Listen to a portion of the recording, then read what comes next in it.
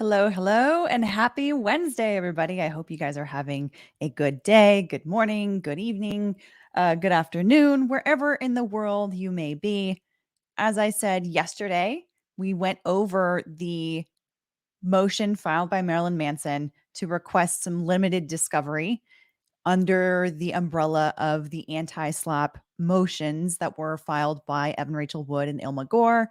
And now today we are going over the responses that were filed by Evan Rachel Wood and Illma Gore in opposition to his motion, basically saying, no, don't allow him to request any information. What are their arguments? Are they convincing? We shall see. Let's get into it.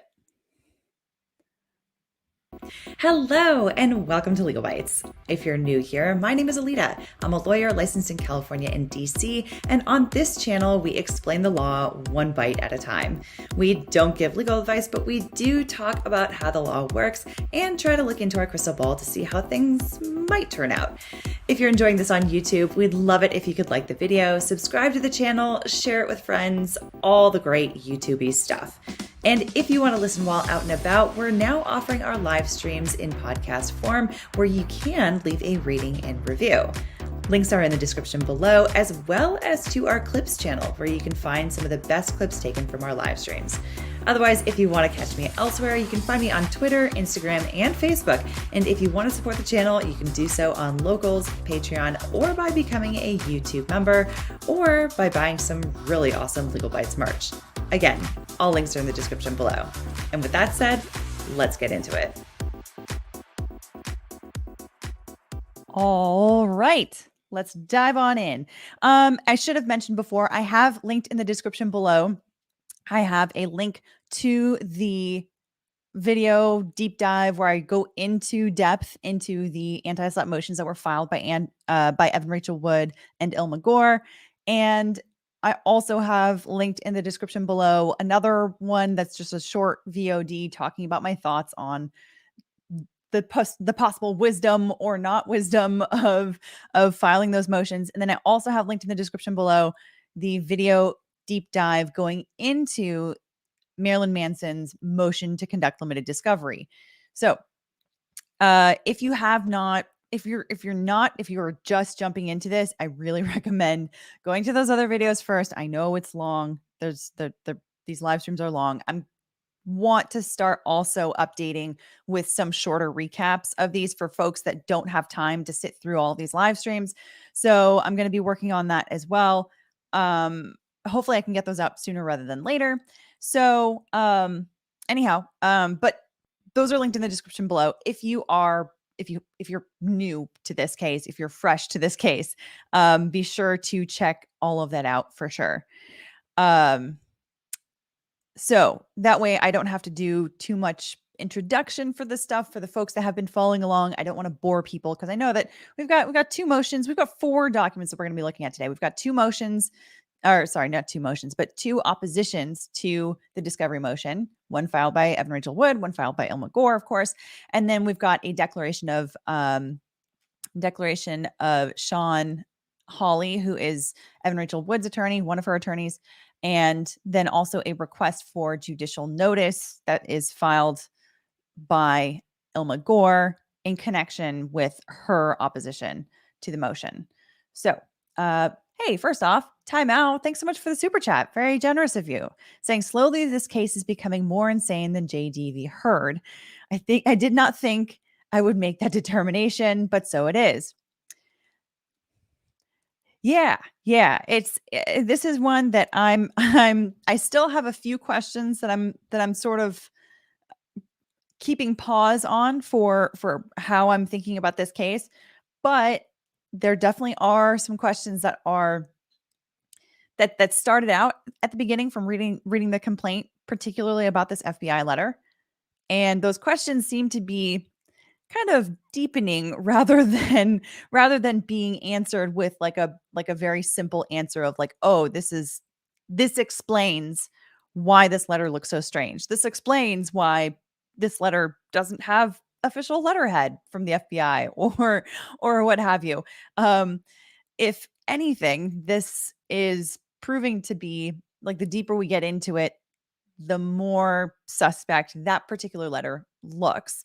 Now, the question is whether or not this letter will be able to be used in the litigation. That's kind of one of the things that we are fighting about in this anti-SLAPP motion and in this discovery motion that's like within it. It's like, think of, if you're unclear about how these motions all relate to each other, think of this as like Inception.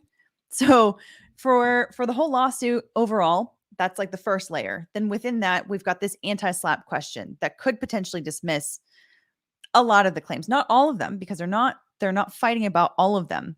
Like the Computer Act claims and the impersonation over the internet claims, those are not at issue in the anti-SLAPP motion. So regardless of what happens with these anti-SLAPP motions, there still will be some claims that survive. The question is, how strong are those going to be? In my opinion, the claims that are the most salacious, you could say, without saying that, like, salacious sometimes can imply to some people that it's like false or fake or something, but when I say that, I mean attention grabbing, right? The claims that are the most attention grabbing and the most kind of shocking to most people are the ones about like the FBI letter and the conspiracy with other women, all this other stuff.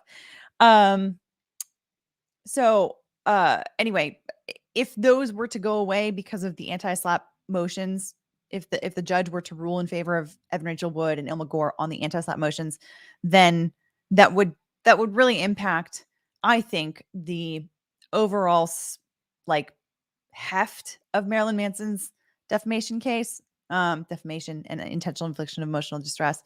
But anyway, so like I was saying, so there's the case and then there's the anti-SLAPP motion issue that impacts the overall case. And then you go a level deeper into litigation inception, where we're talking about this discovery issue. Because normally with anti-SLAPP, when somebody files an anti-SLAPP motion, all discovery freezes. And so the plaintiff has to request the ability to get information through discovery for the purposes of answering this anti-SLAPP motion. Okay. So anyhow, but time out. Thanks so much for your super chat. Here's a question from Rachel. It says, will this be televised at all, like JDVAH? I don't know. That's a question that will only be answered very close to trial, to be honest. Assuming that this doesn't get kicked out through the anti-SLAPP motion, through some kind of subsequent motion to dismiss potentially, because that is a possibility as well, or a motion for summary judgment. There are all kinds of ways that a lawsuit typically theoretically can get dismissed. Not saying that is what is likely or not likely in this particular case, but anyway, a decision like that about whether it's going to be televised would be made very close to trial, assuming that we get there. And Courtney Scala, I'm sorry if I'm mispronouncing your last name. Welcome to Bike Club. I'm happy to have you here as a member. Okay, so anyhow, let's get into these oppositions here. The arguments that are put together by Evan Rachel Wood and Illma Gore. What do they have to say in response to Marilyn Manson's discovery motion, where he's requesting limited discovery, basically saying, hey, I'm entitled to request some information, and this is the information that I want. This is what I'm requesting. And so, I should be allowed to have a little bit of leeway to conduct this discovery so that I can respond to the anti-SLAPP motion. And so they, of course, have their arguments otherwise. And let's see how their arguments stack up. Also, I know some folks mentioned this in the chat earlier. Yes, I'm very glad that I'm not blurry today, unlike yesterday. Thank goodness the document wasn't blurry yesterday, but I'm also happy that I'm not blurry today. That was just, I think, distracting, unfortunately. Okay. Here we go. Defendant Evan Rachel Wood's opposition to plaintiff's motion to conduct discovery pursuant to Code of Civil Procedure, Section 425.16G. All right. And we're going to skip through this outline because we'll read the whole thing. No need to go through all of that. Okay. Introduction. So here's where they're going to summarize their basic arguments here. Plaintiff admits that he filed this lawsuit without sufficient evidence to make a prima facie showing of his claims. Okay, right off the bat, there's some shade being thrown, which is what I would expect in litigation. I would expect the opposing side to say something along those lines, to say, well, if you're going to file a lawsuit, you should do your due diligence first. Sorry, too bad, so sad. But realistically, we also don't have in the American judicial system an expectation that the plaintiff have all of the information before they file a lawsuit. That's why we have a robust discovery process. I know I've talked about this before. I'll say it again when we go through documents like this. Then they say that is why, to try to show that his claims have merit, plaintiff seeks an unprecedented 5 depositions on numerous issues, including publication, falsity, extreme and outrageous conduct, conspiracy, intent, and actual malice. If granted, plaintiffs request for wide-ranging discovery, including unbounded depositions of both defendants, would subvert the very purpose of the anti-SLAPP statute, where a defendant like Wood has been sued for engaging in protected activity. Discovery is barred unless the plaintiff can demonstrate good cause. And even then, discovery should be limited by time and scope to only what is absolutely necessary. Well, that is true. The last parts of this paragraph are true, to say that the discovery that is requested under an anti-SLAPP motion has to be very narrowly tailored. And it has, like, you can't ask for any kind of information that does not specifically suit the purpose of responding or meeting your burden to the anti-SLAPP motion. Give me just 1 second here. I just remembered something. Okay. I just remembered bots. Usually I put this on subscriber only mode just because the bots come in at some point, and I would rather not get distracted later when I'm on a groove. Okay. Alrighty. So, and by good cause, I mean, they'll go into what good cause means. But good cause basically means you have to have a good reason for it. Like, it has to be something that you really can't get otherwise, except for through this particular process. To establish good cause, plaintiff must 1, explain what facts he expects to uncover through narrowly tailored discovery. 2, explain why those facts are necessary to carry his burden. 3, show his claims are legally sufficient. And 4, make a prima facie showing on all other essential elements. Plaintiff has not met this burden for any of the discovery he seeks here. First, plaintiff's claim for intentional infliction of emotional distress based on Wood filing the FBI letter in custody litigation is barred by the litigation privilege. No amount of discovery can cure that defect. Nor does plaintiff's claim fall within the very narrow exception to anti-SLAPP protection that applies to undisputed illegal conduct. Wood has unequivocally denied that she forged the FBI letter and has testified that she believed it to be authentic. Hey, you okay? I think Indy just scared herself. Hey, what's up? Okay. Yes, that would be the case here, Evan Rachel Wood. However, my understanding from reading the complaint and also reading the discovery motion, what Marilyn Manson is saying here is not that the use of the FBI letter in the custody proceedings is what gave rise to the IIED claim.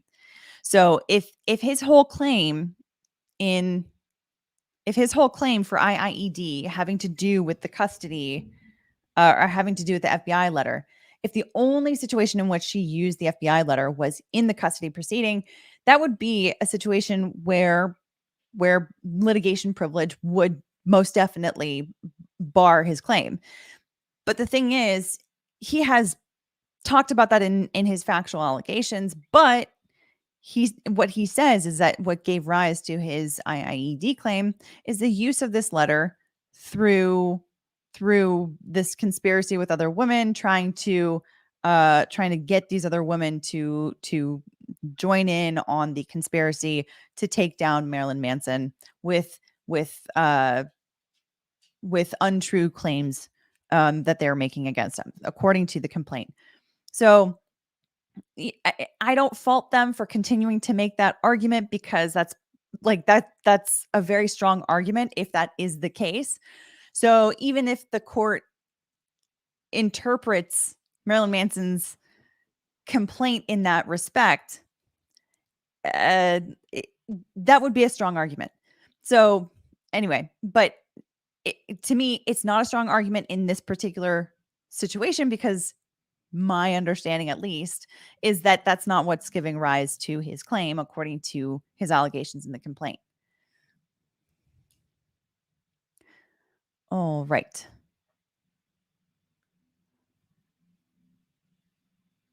Likewise, plaintiff has not shown good cause for discovery on his IIED claim based on his allegations that Wood pressured women to falsely accuse him. Plaintiff has offered no admissible evidence that Wood engaged in the alleged extreme and outrageous conduct, nor does he expect to obtain any such evidence through the discovery he seeks. Finally, plaintiff cannot demonstrate good cause for discovery on his IIED and defamation claims, which are based on Gore's purported statements about Groupie. As alleged against Wood, these claims are legally deficient and unsupported by evidence. Plaintiff has not alleged, for example, that Wood made any false statements about Groupie or acted with actual malice, nor has he adequately alleged or evidenced the elements required to pursue a claim founded in conspiracy. Plaintiff's motion for overbroad and unnecessary discovery should therefore be denied. Okay, factual background. This is part 2, subpart A. Wood names plaintiff as her abuser. Plaintiff retaliates by suing her. So this is, of course, where Evan Rachel Wood states the facts as she is alleging in this particular case, and the facts are going to be stated as favorably to her case as possible. When Brian Warner files his motion and he gives his recitation of the facts, his recitation is always going to be as favorable to his case as possible. That's just how the adversarial process works. Okay, so this is what she says happened. Wood met plaintiff in 2006 when she was 18 years old. During their relationship, plaintiff abused Wood. Wood found the courage to leave plaintiff in 2010. Years later, she began speaking about her experiences and became an advocate for domestic violence survivors, including testifying before Congress and the California State Senate to promote legislative reforms. On February 1st, 2021, Wood named plaintiff as her abuser. Just over a year later, plaintiff retaliated by filing the present lawsuit. Subpart B. Wood files an anti-SLAPP motion triggering an automatic discovery stay. On April 28th, Wood filed an anti-SLAPP motion seeking to strike 4 meritless claims that arise from protected activity. First, Wood seeks to strike plaintiff's IIED claim based on the purported fabrication of a letter, the FBI letter, that Wood filed in a parentage action. Second, Wood seeks to strike plaintiff's IIED claim based on allegations that Wood pressured other women to falsely accuse him. Finally, Wood seeks to strike plaintiff's IIED and defamation claims based on allegations that she conspired to make defamatory statements about the film Groupie. On May 24th, Gore filed an anti-SLAPP motion seeking to strike the same claims except the IIED claim based on the FBI letter. Defendant's motions triggered an automatic discovery stay. Okay. Part C. Plaintiff seeks wide-ranging discovery to oppose the anti-SLAPP motion. 3 months after Wood filed her motion, plaintiff moved for wide-ranging discovery. Now, if I were the attorney here, I would be writing the same thing. I would be trying to characterize this as like, oh, they're requesting so much information. They're requesting way too much. They're basically abusing this whole process by requesting so much information that they don't actually need for purposes of the anti-SLAPP litigation or anti-SLAPP motion. And so basically this comes down to the fact that both Evan Rachel Wood and Illma Gore, they have several ways of opposing the motion here. Several arguments, like levels of arguments that they can make. First off, saying, well, he's not entitled to any discovery because there's absolutely no way that he can win on the anti-SLAPP motion because of litigation privilege, for that privilege, this and that. There are these legal reasons why he would be legally barred from making these claims. And so therefore, no amount of evidence can come in to win this case for him because of the fact that it is legally barred. There are legal reasons. So that's one way that would trump any kind of a lawsuit is if you have a legal reason why a claim can't move forward, no amount of evidence is going to be able to come in to overcome that.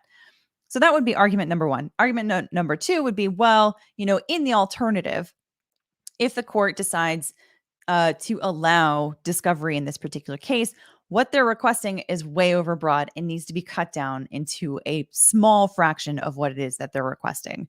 So they can make alternative legal arguments. I've talked before during the Depp v. Heard trial about the difference between alternative legal arguments and alternative factual arguments, especially when it comes to trial. When we're talking about these motions in front of a judge, judges can understand, they can hold, multiple ideas in their head at the same time and parse through things because they're trained for that. They're lawyers as well. They've been to law school. They've often had their own litigation practices for a period of time before they became a judge.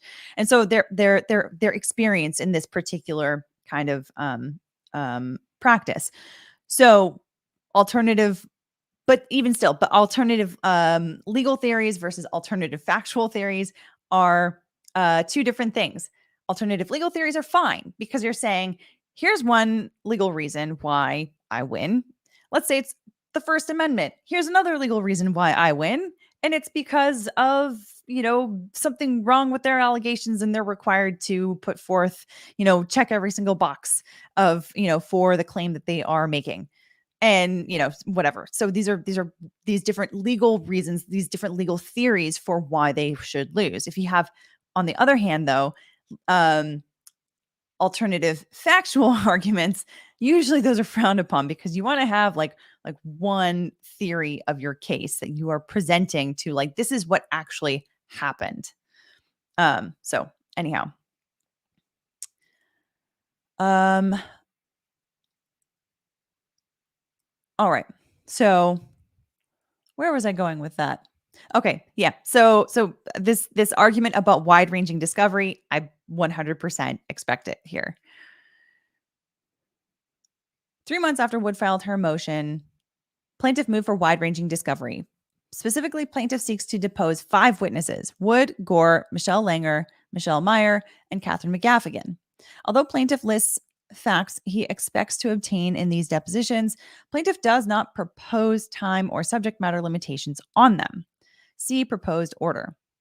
Plaintiff seeks discovery on numerous elements of his claims, including publication falsity, extreme and outrageous conduct, conspiracy, intent, and actual malice.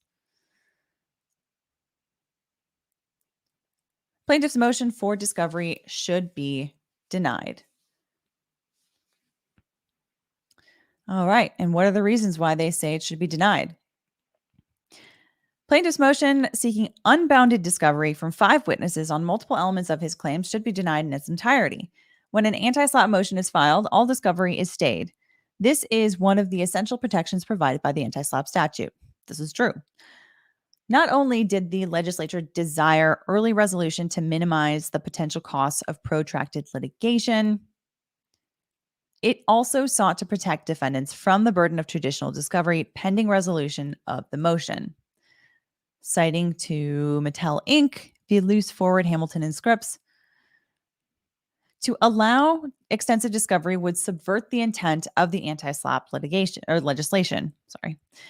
No, I mean, that's true. It's true because the whole point is to basically insulate a defendant from improper litigation that's just trying to get someone for using their constitutional rights. And so if in the process you were to allow discovery to happen under the specter of an anti-SLAPP motion, then that kind of defeats the purpose, right? Because they're having to spend attorney's fees, time, attention, etc., on the discovery practice when that's what they're trying to prevent with the anti-SLAPP legislation. As a result, the court may only permit limited discovery if the plaintiff demonstrates good cause for the specific discovery sought. The fact that the discovery is relevant is not enough, nor can discovery be obtained merely to test the opponent's declarations. Rather, to demonstrate good cause, a plaintiff must 1. Explain what additional facts he expects to uncover through narrowly tailored discovery. 2. Explain why those facts are necessary to carry his burden in opposing the anti-SLAPP motion. 3. Show his claims are legally sufficient. And they meant to say 4. 4. Demonstrate that he can make a prima facie showing on all other essential elements of his claims.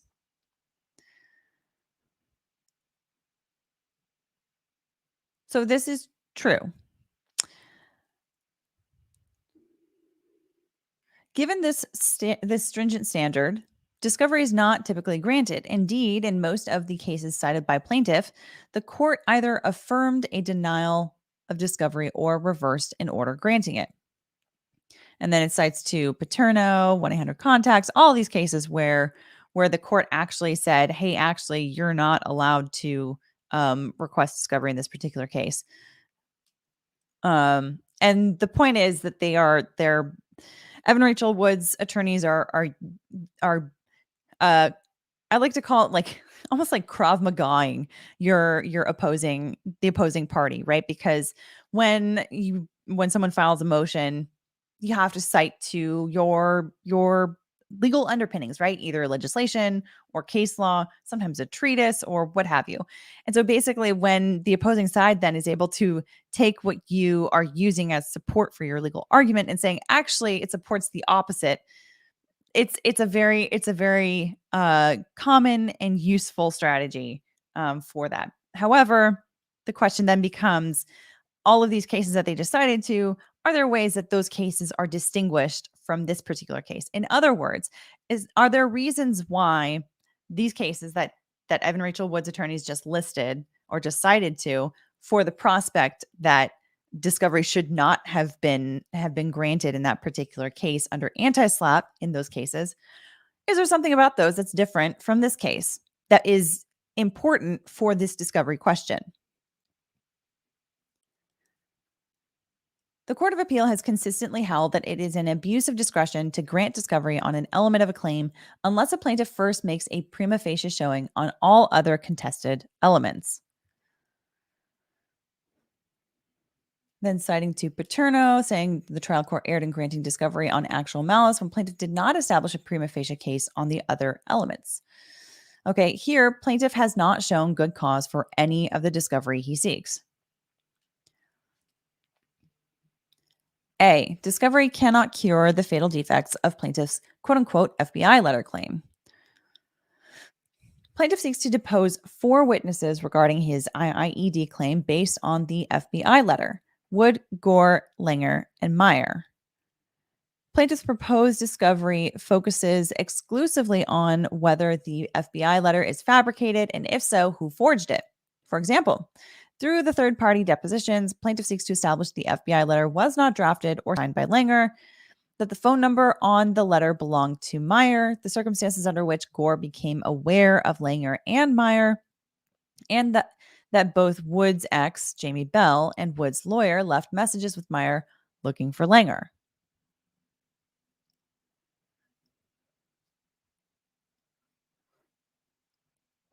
Wood has already unequivocally declared that she, quote, did not fabricate or forge the FBI letter, unquote, and that, quote, when she received a copy of the FBI letter and when she submitted it to the court, she believed it to be authentic, unquote. Wood has also confirmed that she did not distribute the FBI letter outside the scope of the custody dispute. Accordingly, the proposed discovery cannot cure the defects of plaintiff's IIED claim, which are apparent from the face of the complaint. Most notably, plaintiff's claim is barred by the litigation privilege. So it's to be expected that Evan Rachel Wood is going to have that kind of response, right? I said this before in the, I think when I was talking about the anti-SLAPP motions, when I was going through those in depth, and she's going to say that, right? It's highly unlikely that she's going to just fold and admit that in her responsive well, it's not a responsive filing, but in her filing that's in response to the complaint, right? Otherwise, uh her case would be basically sunk. And I would be really questioning about the credentials of her attorneys, but that's not the case here.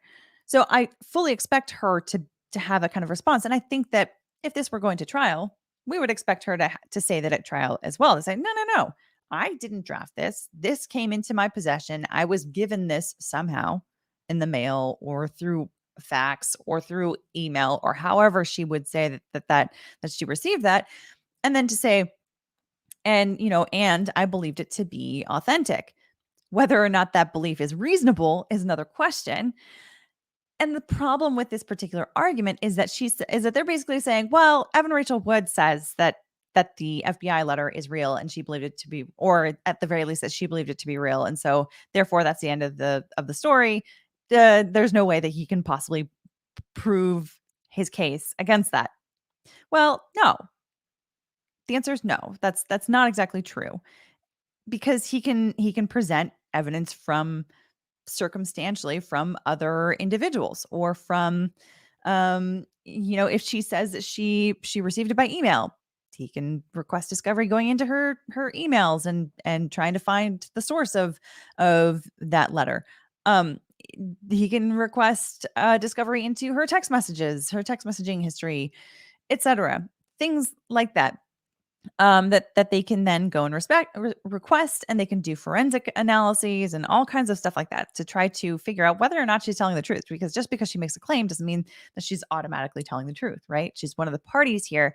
And so her allegations are going to be suspect unless they are somehow bolstered by some sort of third party, corroborating evidence, particularly if it's one that is disinterested, right? A disinterested party, or, some very clear emails or videos or what have you that has been verified, right?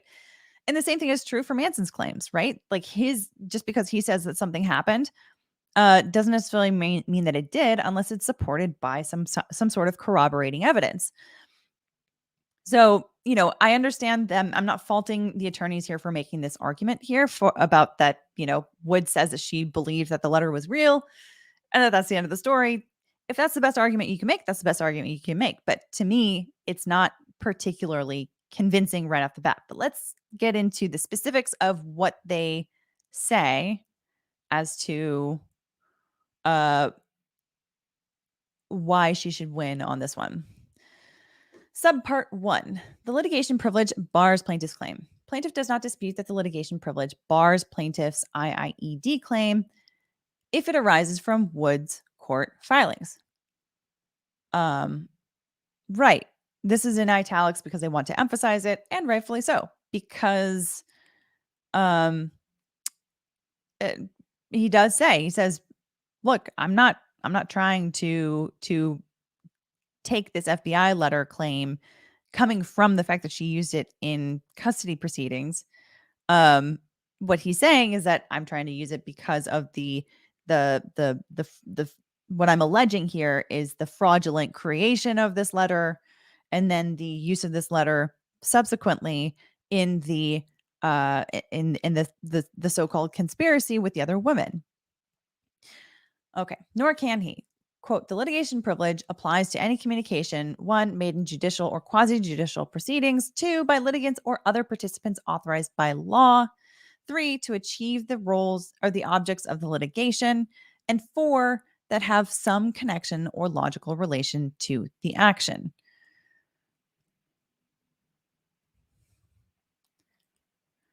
Communications with some relation to judicial proceedings. Communications with some relation to judicial proceedings are absolutely immune from tort liability by the litigation privilege. To effect its purposes, the litigation privilege is absolute and applies regardless of malice and has been given broad application. This is true. Put another way, application of the privilege does not depend on the publisher's motives, morals, ethics, or intent. Any doubt about whether the privilege applies is resolved in favor of applying it. Moreover, the litigation privilege applies regardless of whether or not Wood forged the FBI letter. She did not. This is what they said in their underlying anti-SLAPP motion. The privilege has been applied specifically in the context of claims alleging the filing of false or perjurious testimony or declarations. Citing to Rasheen, which says IIED claim based on filing false police reports and prosecuting civil harassment petitions was barred by the litigation privilege. And then citing to Pollock v. University of Southern California, which says even if declaration is perjurious, it functions as written testimony and is exactly the sort of communication the privilege is designed to protect. And then they cite to Pettit v. Levy, which says preparing and presenting false documents is equivalent to the preparation and presentation of false testimony, since there is no exception to the privilege. When the testimony is perjured by a parity of reasoning, no exception should apply to the preparation and presentation of false documentary evidence. So I was just about to comment after the first two cases that they cite to that those are talking about declarations, right? Those are where they go listing their paragraphs saying this happened to me then, this happened to me next, this happened to me afterwards. And they make their claims, they sign it under penalty of perjury. It wasn't saying anything about other documents outside of declarations or testimony, because the FBI letter isn't a declaration. It is a letter that was submitted purportedly as evidence. But here, what it's saying here, Pettit v. Levy, it says pretty clearly, and this is appellate case law in California, so this is binding on this court. It says preparing and presenting false documents is equivalent to the preparation and presentation of false testimony. So the FBI letter, even if it is prepared fraudulently for the purposes of being used in litigation, it would fall under the litigation privilege protection. But again, that's why what I'm saying is that it's important that Marilyn Manson's complaint alleges that it is the use of this document with the other women to try to drum up this conspiracy that is important. Subpart 2. Plaintiff's IIED claim arises from Wood's petitioning activity.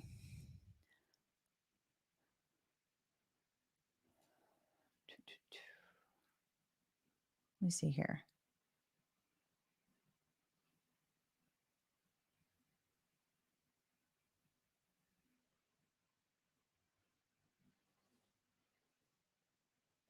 Okay, sorry, I've got some questions here that I've saved. Tashira, I see your questions. I just saved them. I'll address those in a minute. Unable to dispute that the litigation privilege bars claims based on Wood's court filings, plaintiff argues that his IIED claim is not based on Wood's filing of the FBI letter, but on its alleged fabrication. Plaintiff also suggests without evidence that the FBI letter may have been distributed outside of the custody dispute. Neither argument withstands scrutiny. To make a prima facie showing of IIED, plaintiff must show extreme and outrageous conduct that was the actual and proximate cause of plaintiff's distress and was intended to cause plaintiff's distress. An allegation that defendants falsified correspondence from a fictitious federal agent, standing alone, could never form the basis of an IIED claim. A forged letter, if it never saw the light of day, could not cause emotional distress, nor could it be intended to do so. Any alleged distress could only be caused and intended through the letter's publication.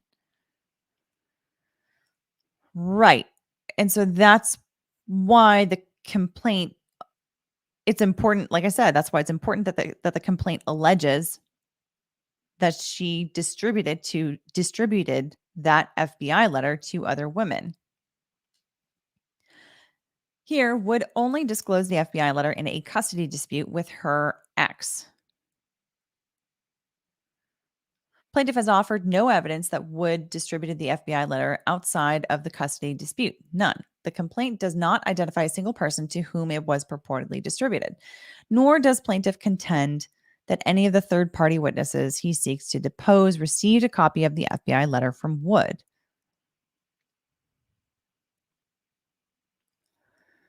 Plaintiff apparently became aware of the FBI letter because the Daily Mail reported on the custody litigation, including the FBI letter filed therein.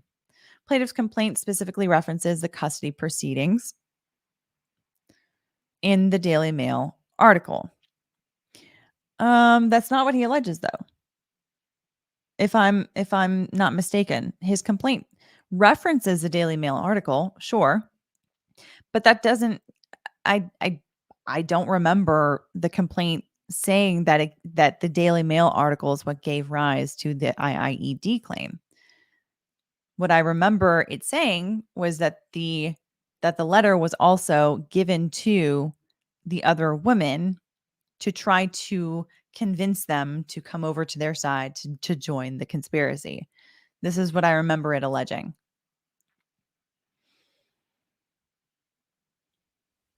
And so, her allegation here saying that she didn't give it to anyone else, or she didn't use it in any other context other than the custody litigation. If she says that, that she didn't use it anywhere else, that's her side of the story. But that's not the end of the litigation, right? Because there is a way of finding other evidence that could undercut that credibility.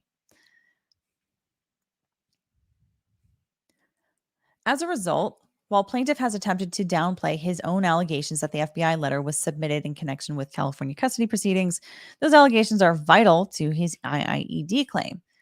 Without them, he has not alleged the required causal nexus between the alleged outrageous conduct and plaintiff's purported distress. Thus, plaintiff's allegations that Wood filed the FBI letter in court are not merely contextual or incidental. They are essential to his claim. Where essential elements are based on court filings, the claim is barred by the litigation privilege, and no amount of discovery can cure this defect. Citing to 1-800-CONTRACTS, which says, trial court properly denied request for discovery where plaintiff's claims as alleged were barred by the litigation privilege.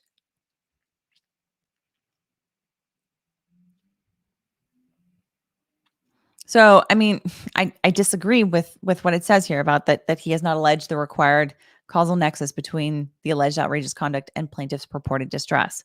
Because, like I said, again, they seem to be either misunderstanding the complaint or misinterpreting or misrepresenting the complaint here, by ignoring. Well, okay. Anyway, they're likely to go into the handing the letter off to other women. But the fact that the complaint here said that the IIED claim arose out of the distribution of the letter to the other women, I think it overcomes what they're saying here. There is another nexus between the FBI letter and his harms for IIED. Moreover, plaintiff does not seek to investigate. Where is this? Sorry, I just noticed here. Okay, I'll get that footnote in a sec. Moreover, plaintiff does not seek discovery to investigate whether Wood distributed the FBI letter outside the custody dispute. Nor could he. Wood has testified that she did not distribute the FBI letter outside the scope of her custody dispute with Mr. Bell. And it is well established that discovery may not be obtained merely to test the opponent's declarations. And if Wood had distributed the FBI letter outside the custody dispute, she did not. Since plaintiff has no knowledge of any other publication, it could not have caused him distress. When it comes to IIED, the old adage, what you don't know can't hurt you, applies. Okay, so yeah, you can't use it to just test the opponent's declarations, but you absolutely can use it to get information that would combat their allegations or their declarations. So if you have a reasonable belief that deposing these other folks or deposing Evan Rachel Wood or deposing Illma Gore, that you would be able to get other information that undercuts that argument. Yeah, you should be able to get that.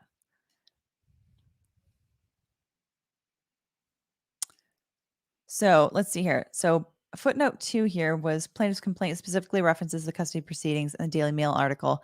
Okay, so what does this have to there's this footnote here having to do with the Daily Mail article. It says Mr. King attaches copies of court records filed by Wood and her ex in parallel court proceedings in Tennessee that were part of the same custody dispute. These records do not support plaintiff's request for discovery. First, the litigation privilege applies equally to court filings in Tennessee. Second, both the complaint and Daily Mail article reference the California custody proceedings. There is no evidence that plaintiff became aware of the Tennessee proceedings prior to filing this lawsuit. Third, these records do not contradict Wood's testimony that she did not distribute the FBI letter outside the scope of her custody dispute with Mr. Bell. Fourth, evidence that Wood encouraged Bell and her own lawyer to call the number on the FBI letter only confirms that Wood believed the letter to be authentic. That's one way of looking at it. Another way would be that she's trying to dupe everybody involved, knowing that if she told her lawyer that she forged an FBI letter, she would have a very tough conversation with her lawyer, who would then maybe have an ethical responsibility to have that discussion with them about what to do or not do about that letter. Finally, contrary to plaintiff's suggestion that there was no FBI investigation, Bell confirms that he was told by law enforcement that the criminal investigation Wood was involved in had been going on for quite some time and would likely continue for quite some time, and that the case was now with the FBI. Okay. All right. Moving on. Subpart 3. Wood easily meets the first prong of the anti-SLAPP inquiry. Unable to meet his burden on the second prong, plaintiff shifts his focus to the first prong of the anti-SLAPP analysis. Plaintiff argues that Wood's alleged conduct was illegal and not entitled to anti-SLAPP protection. Plaintiff is grasping at straws. Court filings, like Wood's declaration in the custody action, are textbook examples of protected activity. And Wood denies that she forged the FBI letter. Rather, she believed it to be authentic when it was filed. Thus, Wood easily meets her burden on the first prong of the anti-SLAPP statute. And then it has footnote 3 here. It says plaintiff offers no authority for seeking discovery on the first anti-SLAPP prong. Well, that's because that's a legal argument. I don't think that okay. Maybe I need to revisit the chart that was at the end of the motion yesterday, but I don't remember seeing anything about him requesting discovery having to do with the first anti-SLAPP prong. That's because, like I said before, that is a strictly legal argument. So discovery is trying to get facts. And so when trying to get facts, that's not going to have any bearing on a legal argument. That's only for factual arguments. Anyway. Okay. The narrow Flatley exception for undisputed illegal activity does not apply. A long line of cases have concluded in the wake of Flatley that its exception for illegal conduct is a very narrow one that applies only where either the defendant concedes the illegality of its conduct or the illegality is conclusively shown by the evidence. Allegations of illegal activity do not trigger the exception where the defendant disputes having engaged in unlawful conduct. And then it cites to Dwight R. v. Christie B. And it says, explaining the critical distinction between allegations and uncontroverted evidence. And then it says, if there is any factual dispute, whether the defendant engaged in criminal conduct, the Flatley exception does not apply. Citing to Zucat v. Gallardi, where defendant disputed giving false testimony or making false statements to federal authorities, the Flatley exception did not apply. Okay. And then footnote 4, the cases cited by plaintiff are inapposite. Unlike here, the defendant in Lefebvre v. Lefebvre did not contest that she submitted an illegal false criminal report. Well, that is a distinction. And Oasis West Realty LLC v. Goldman is even further afield, as it does not even address the first prong of the anti-SLAPP statute. Okay, here, Wood has denied forging the FBI letter and declared that she believed it to be authentic when she received it and submitted it to the court. This ends the inquiry. For the Flatley exception to apply, plaintiff would have to conclusively prove that Wood forged the letter, or at least knew it was forged when she filed it. Indeed, even the case cited by plaintiff emphasizes that impersonating a federal agent includes a mens rea element, as a guilty mind is a necessary element in the indictment and proof of every crime. Given Wood's testimony, plaintiff cannot conclusively show that Wood possessed the requisite mens rea to commit any crime. Even if someone were to falsely testify that he or she saw Wood forge the letter and no one has, that would not be enough. At best, that false testimony would create a he said, she said factual dispute as to whether Wood forged the letter or knew it was forged. And where a factual dispute exists, the Flatley exception does not apply. Yeah, no, I think I do agree with this particular argument. Notably, however, plaintiff does not expect to obtain testimony that Wood forged the FBI letter. Indeed, there is no evidence. Indeed, there is no evidence that Langer or Meyer ever interacted with Wood. And even if plaintiff could authenticate the excerpt of a purported signal communication between Wood and Gore, it would not demonstrate that Wood forged the letter. Not only is the text of the letter proposed in the purported message different from the text of the FBI letter, but discussing potential content for a letter, including one meant to be signed by another, is not a crime. Okay, I mean, all right. I mean, that's your best argument. That's fine.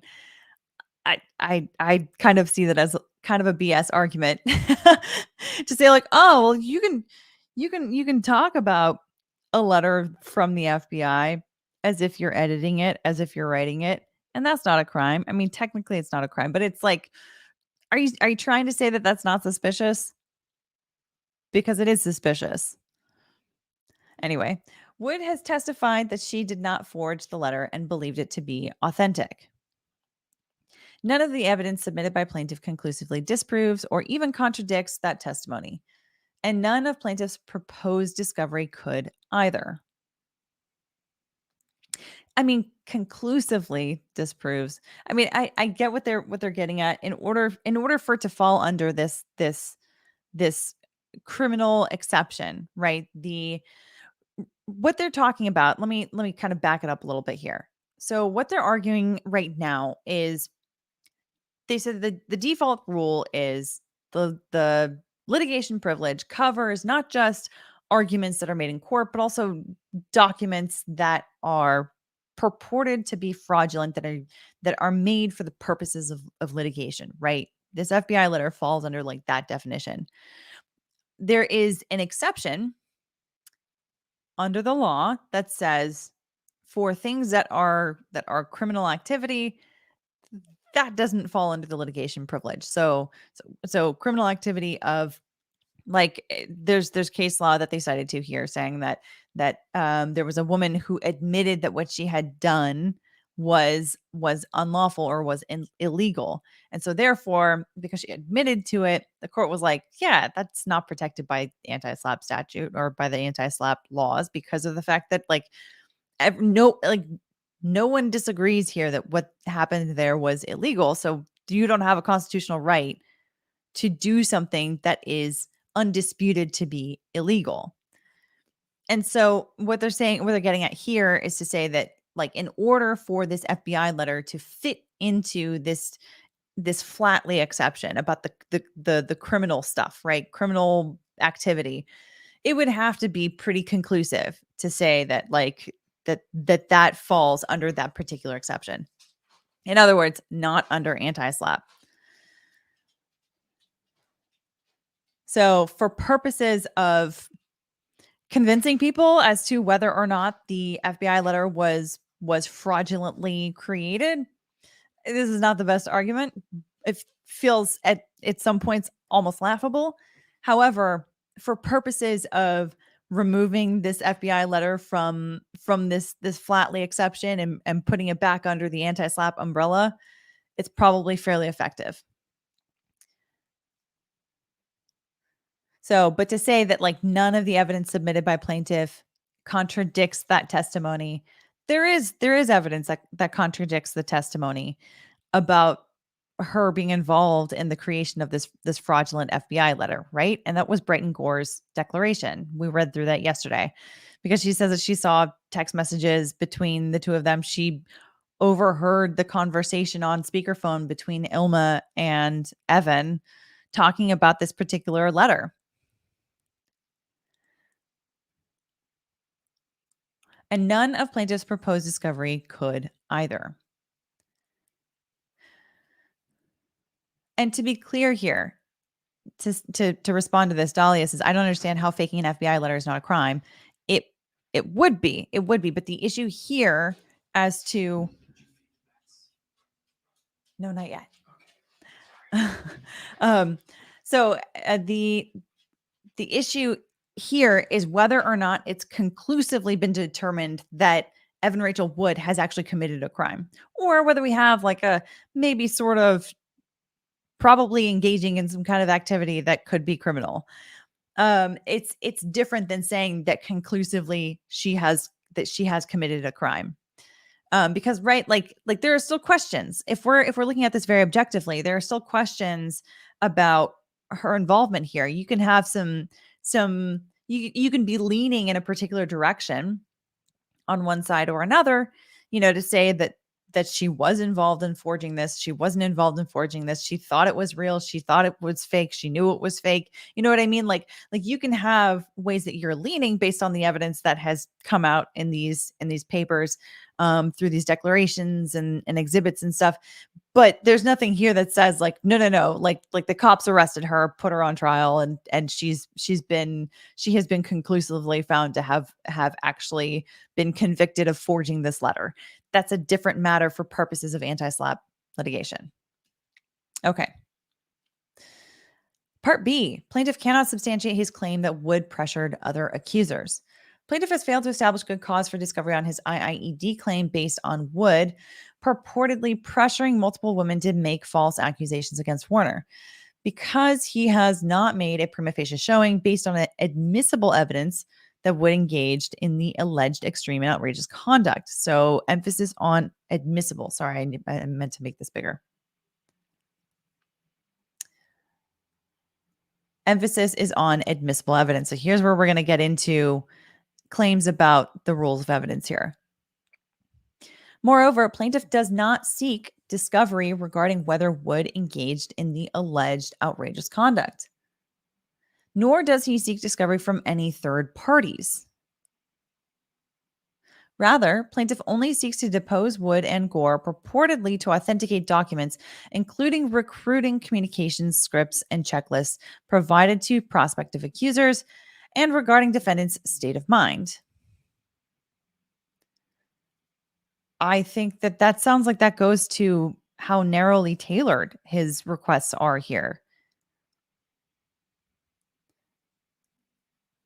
They're trying to say that this is very expansive discovery, but to me, what I just read, obviously we'll keep reading and maybe they'll flesh it out a little bit more, but what I just read here out loud tells me they're not requesting for all of the elements. They're requesting just for to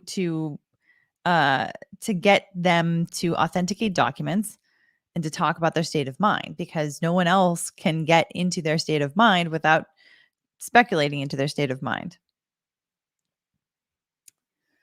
But because plaintiff has no evidence to substantiate his meritless allegations that Wood engage in outrageous conduct, plaintiff is not entitled to discovery on other elements of his claim. Wood has unequivocally denied ever pressuring anyone to make false accusations against Mr. Warner. Discovery may not be obtained merely to test the opponent's declarations. Accordingly, plaintiff has not established good cause for discovery on his IIED claim. So, okay, but he has alleged that they were part of a plot together. Wood and Gore. And he has probably established enough breadcrumbs through the his recitation of the creation of the Phoenix Act, Gore's involvement with the Phoenix Act, her referencing the Phoenix Act through her communications to these other women,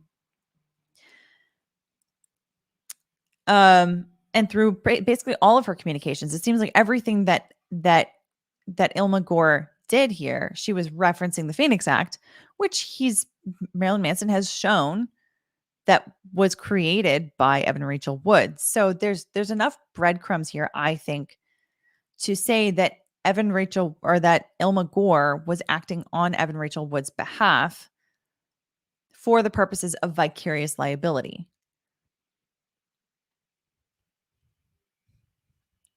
So, the extreme and outrageous conduct, you can get there with Evan Rachel Wood on that particular accusation.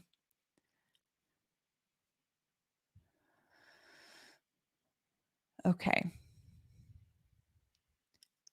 And again, the fact that she's unequivocally denied ever pressuring anyone to make false accusations against Warner, that on its own is not enough of an argument, I think.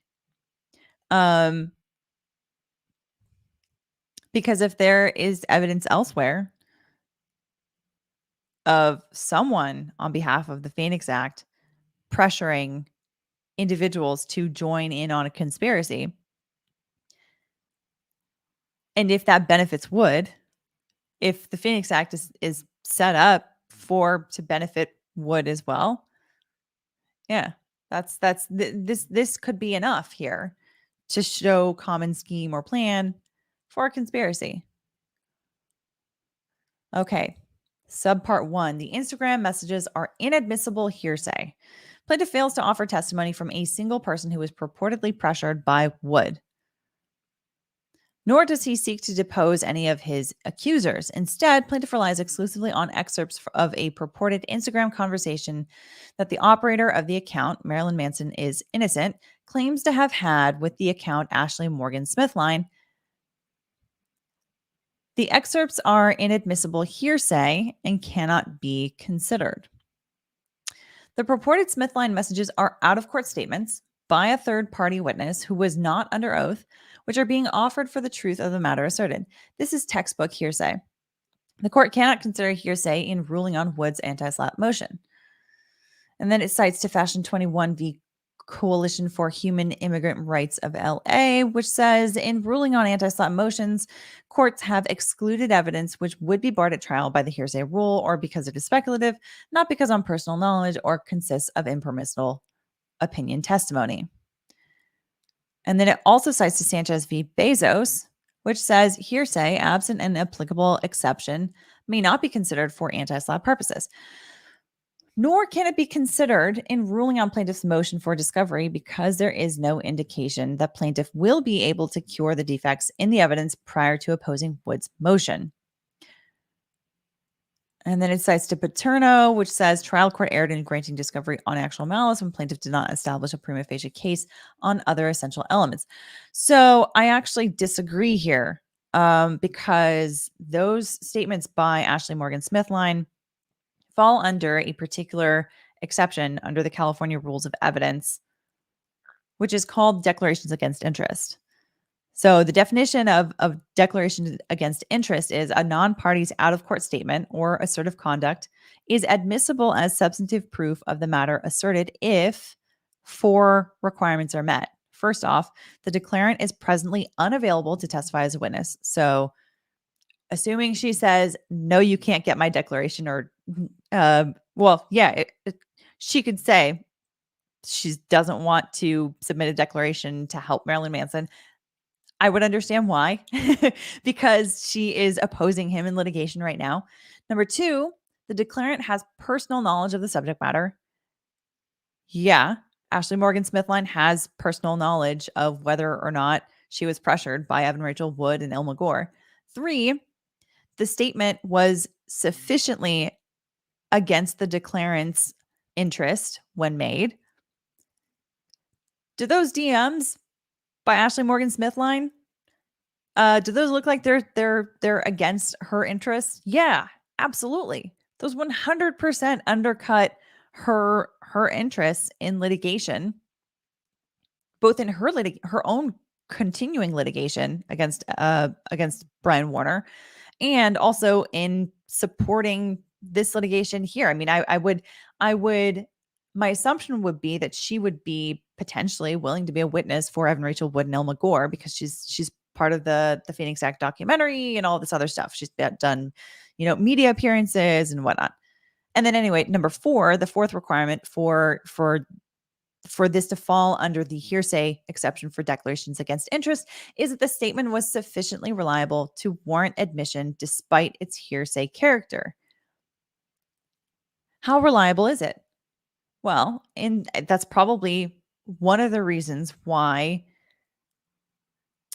Marilyn Manson included in that motion for to conduct limited discovery. That's probably why they had that other declaration from another individual saying, yes, I was in London, England on such and such date, and I hung out with Ashley Morgan Smithline.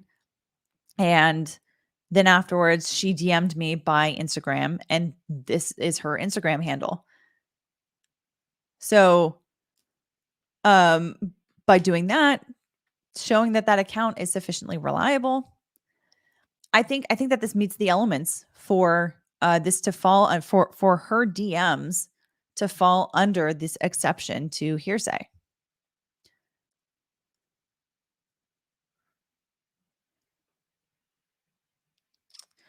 All right. Nor can it be considered. Okay, sorry. I already read that. The fact the plaintiff does not seek a deposition of Smithline herself is unsurprising. Smithline is suing plaintiff for sexual assault in federal court, and reports have surfaced online that Smithline denies making the statements attributed to her. Moreover, plaintiff's motion grossly mischaracterizes the purported Smithline statements. Plaintiff states that Smithline shared with a third party online that she made her false allegations against Warner, including in TV and magazine features and a civil complaint, only after succumbing to pressure by Gore, Wood, and their co-conspirators to do so. But that is not what the messages say. There is no admission that Smithline made false allegations against plaintiff, nor do the messages say that Wood pressured Smithline to do so. Yeah, it does. They do. Like, maybe they don't say like verbatim, Wood and Gore pressured me to say XYZ, otherwise I wouldn't have said them. But you can definitely understand what she's saying just by a basic objective reading of those messages. So I definitely disagree with what they are saying here about that Wood has somehow, or that Manson has somehow mischaracterized the substance of those messages, because reading those, I mean, I'm calling it like I see it for both sides. I'm trying to look at this as objectively as possible for this particular case, where there are good arguments, where there are bad arguments, where evidence looks good for one side, where evidence looks bad for one side. Looking at this as objectively as possible. I read those messages and I thought, wow, Ashley Morgan Smithline might be kind of sunk. So, yeah, so I disagree with what they're saying here. Finally, Sky attaches only brief excerpts of his conversations with the Smithline account. As a result, the context for Smithline's purported statements is missing. These cherry-picked messages are thus also inadmissible on the grounds of incompleteness. Well, okay, you can make the objection for completeness. However, the remedy for a completeness objection would be to submit more evidence so that you can contextualize that conversation. Like the remedy, generally speaking, isn't to just not allow any of it in, especially where it's possible to get information, to get the rest of that for context to be brought in. I mean, we saw this argument between Depp and Heard during, for example, the Don Hughes testimony, when they were submitting portions of reports or what have you, as evidence from Heard's side. And then Johnny Depp's side came up and said, hey, for completeness, we want the rest of it to be admitted as well.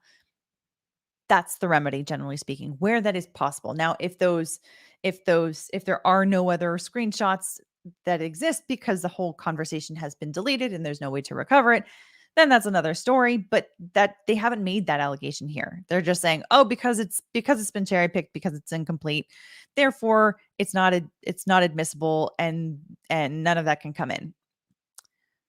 Not really. That's not the best. That's not the best argument here.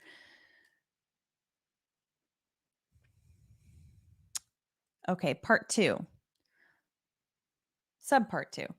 The evidence of Gore's purported recruitment efforts does not demonstrate extreme and outrageous conduct by Wood. Plaintiff's evidence of Gore's recruiting efforts does not demonstrate extreme or outrageous conduct, and particularly not by Wood.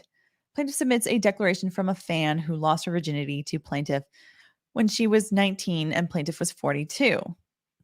Balog claims that Gore reached out to her in October 2020 to tell her about a group that was meeting up in Los Angeles and Zoom/Skype in to talk about experiences they had that might be similar to yours.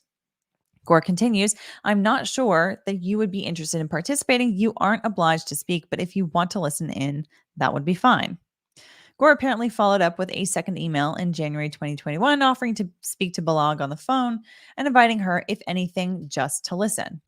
The messages from Gore to McGaffigan that plaintiff seeks to authenticate are similarly benign and explicitly state there's no pressure to be involved in any way.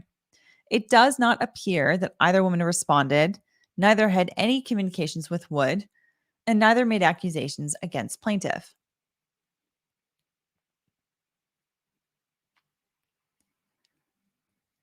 These documents do not support plaintiff's IIED claim. They undermine it. First, it is clear from the messages that Gore did not pressure women to make false accusations. To the contrary, Gore apparently told McGaffigan that there was no pressure to be involved in any way, and told Balog that she was not obliged to speak, even if she attended the meeting. Thus, these emails clearly do not constitute extreme and outrageous conduct exceeding all bounds of reasonable decency.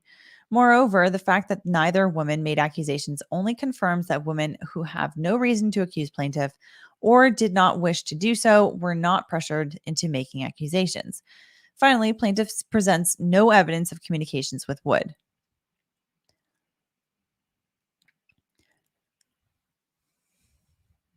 I mean, I do agree that those 2 declarations that we went over yesterday of Balog and McGaffigan, for some reason, I'm a little bit foggier on the details, even though it was literally just 24 hours ago.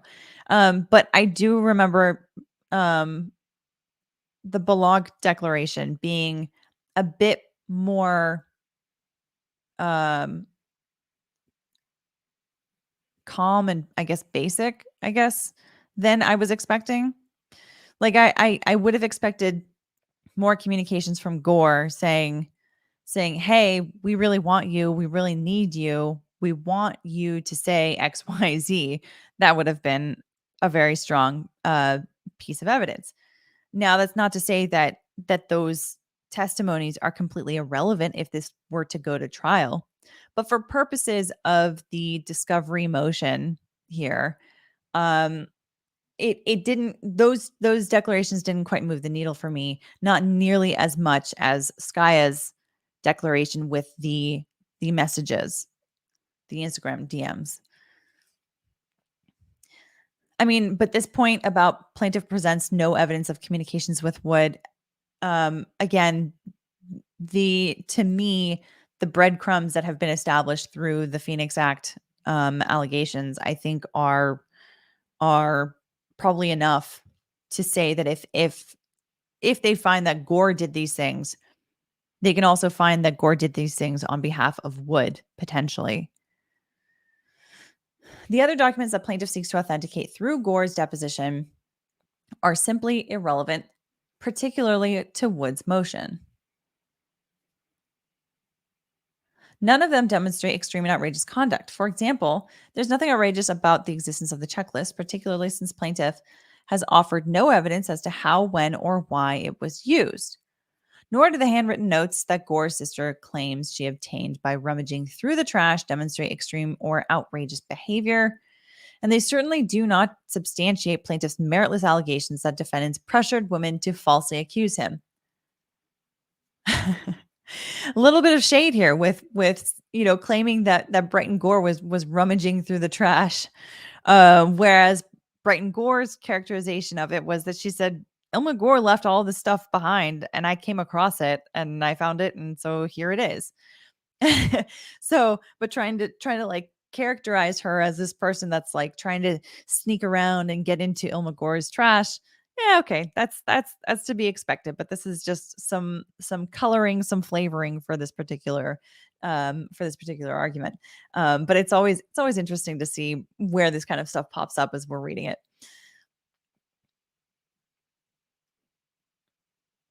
So saying there's nothing outrageous about the existence of the checklist, I mean, yeah, if it exists in a vacuum, but I think that what Manson is saying here is not that it exists in a vacuum, that there's just this checklist, but to say that like this checklist has been used in a particular way to try to suggest these things happened to these women who otherwise didn't have any sort of memory of these events. That's the allegation anyway. But basically saying that they supplied allegations to them to basically coordinate all of them and put them together. Okay.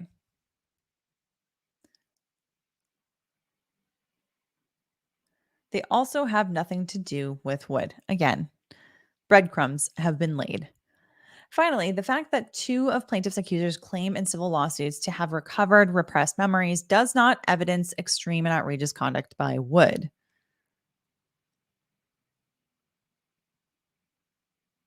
Neither woman claims that Wood pressured her in any way.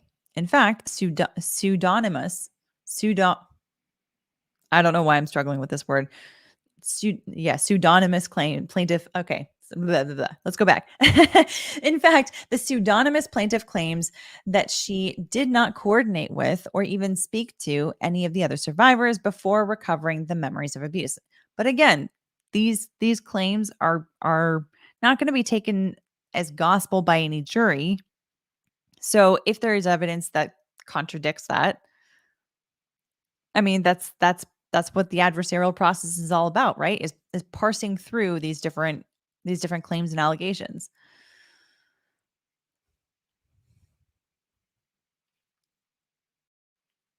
So, to say that they have recovered repressed memories, I mean, that's something to put an expert up for, to talk about repressed memories, to talk about how likely that is that those are real. Anyway, subpart 3. Absent evidence of outrageous conduct, plaintiff is not entitled to discovery on other elements of his claim.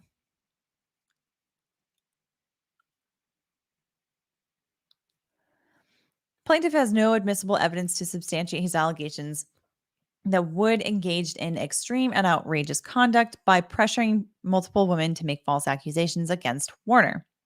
Where a plaintiff lacks admissible evidence on an essential element of his claim and does not seek discovery that could cure that defect, he cannot obtain discovery with respect to other elements of the claim. Here, plaintiff does not seek to depose any of the people who were purportedly pressured by Wood, and plaintiff does not contend that the documents he seeks to authenticate evidence any communications between Wood and plaintiff's accusers. Thus, even if he obtained the discovery he seeks, plaintiff would not be able to show extreme and outrageous conduct by Wood. Plaintiff's motion for discovery on this claim must therefore be denied. Yeah, but extreme and outrageous conduct is no, that's more of a legal argument than a factual argument. I mean, yes, you have to have facts to support the claim, but in order for conduct to be considered extreme and outrageous, there's more to it than just what would be what someone would be able to get through a deposition of Wood and Gore, for example. there's a like a subjective prong and objective prong to determine whether conduct is extreme and outrageous under the law. Okay. Anyway, Part C. Plaintiff's defamation-based claims are legally deficient. Plaintiff's IIED and defamation claims based on Gore's purportedly defamatory statements about Groupie fail to state valid claims against Wood. Most notably, plaintiff does not allege that Wood made any defamatory statements about Groupie, nor does plaintiff adequately plead the elements required to state a claim against Wood based on an alleged conspiracy to defame plaintiff.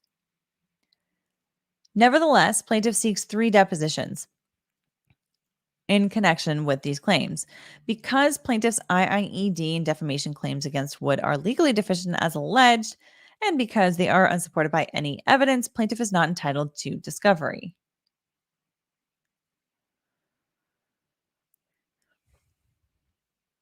So I do agree that I think that the Groupie video allegations as alleged against Wood are probably not strong enough to survive. However, the Groupie allegations as alleged against Illma Gore probably are. So to me, there didn't seem to be very much in there about the Groupie video that really links Illma Gore's comments back to Evan Rachel Wood. It wasn't clear to me from reading that complaint.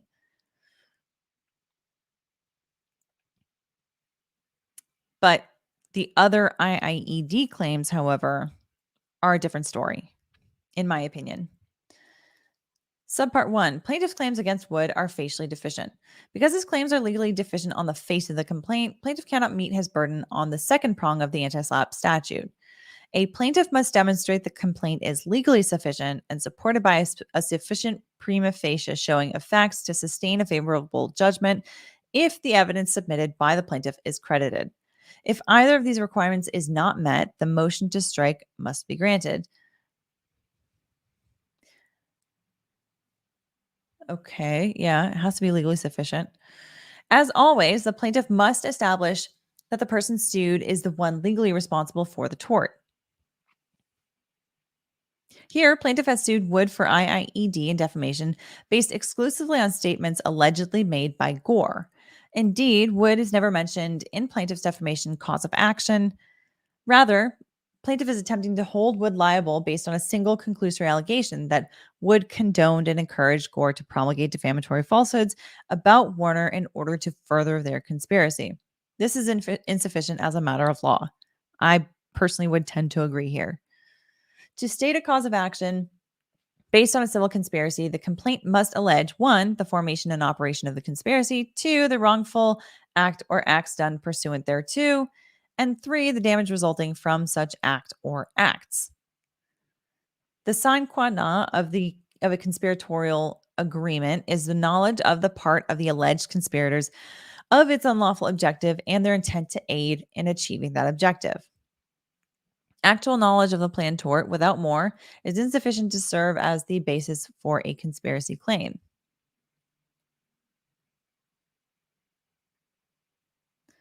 Here, plaintiff has failed to allege inter alia, 1, that Wood made a defamatory statement about Groupie, 2, that Wood knew that the purportedly defamatory statements about Groupie were being made, 3, that Wood agreed that the purportedly defamatory statements about Groupie should be made, 4, that Wood committed any wrongful act to further the purported conspiracy to make the alleged defamatory statement, or 5, that Wood acted with actual malice.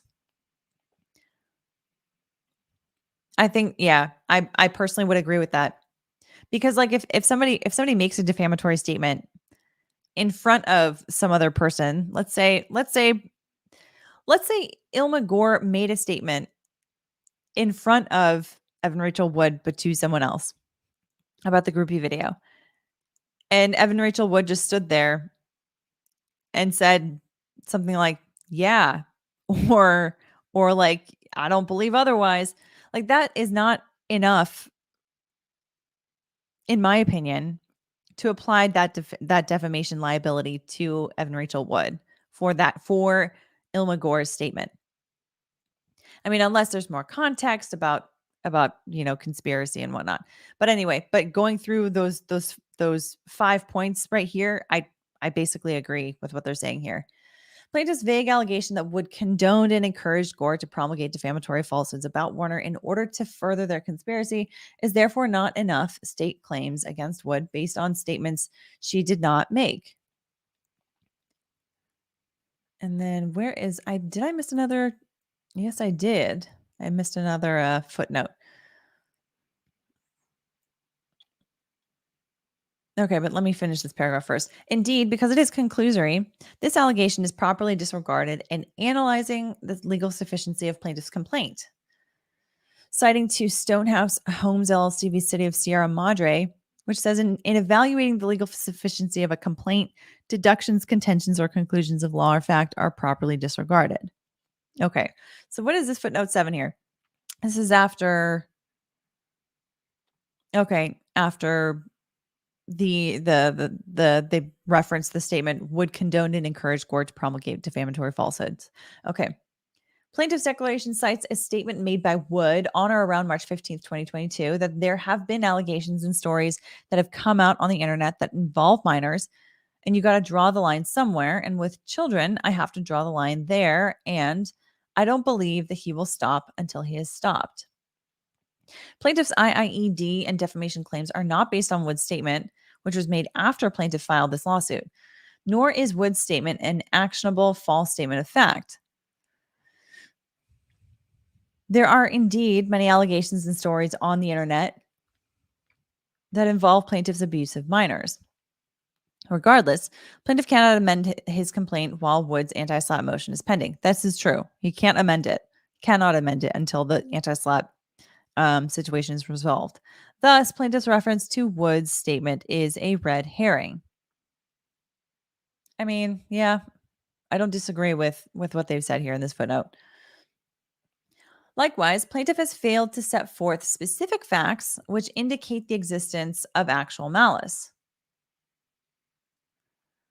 Plaintiff's conclusory allegation that Wood acted with oppression, fraud, or malice as defined by California Code Section 3294 is insufficient to allege actual malice as a matter of law. See Noonan, which says allegation that defendants acted maliciously was insufficient to allege actual malice. In addition to being a conclusory allegation that is properly disregarded, malice under Section 3294 is not the same as actual malice in defamation law, where the plaintiff cannot establish a probability of success on the merits because its complaint is legally deficient. No amount of discovery will cure that defect. Because plaintiff's IIED and defamation claims against Wood are legally deficient, his motion for discovery on those claims must be denied. However, I think he had an allegation about her intent as to IIED and defamation for both Evan Rachel Wood and Gore. I'll have to maybe revisit that, but that was my impression anyway. Subpart 2. Plaintiff has no evidence to support his claims against Wood.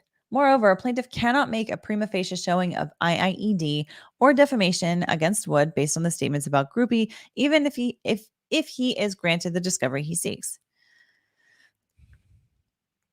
Plaintiff has not offered and is not seeking any evidence that Wood made defamatory statements about Groupie, that Wood entered into an agreement with Gore to make defamatory statements about Groupie, that Wood took action to further the alleged conspiracy, that Wood acted with actual malice, or that Wood intended to cause plaintiff emotional distress.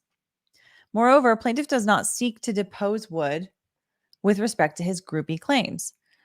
Rather, plaintiff only seeks to depose Gore, Meyer, and McGaffigan. The evidence he seeks from these witnesses cannot cure the many defects in his IIED and defamation claims. Indeed, there is no evidence that Meyer or McGaffigan had any interactions with Wood.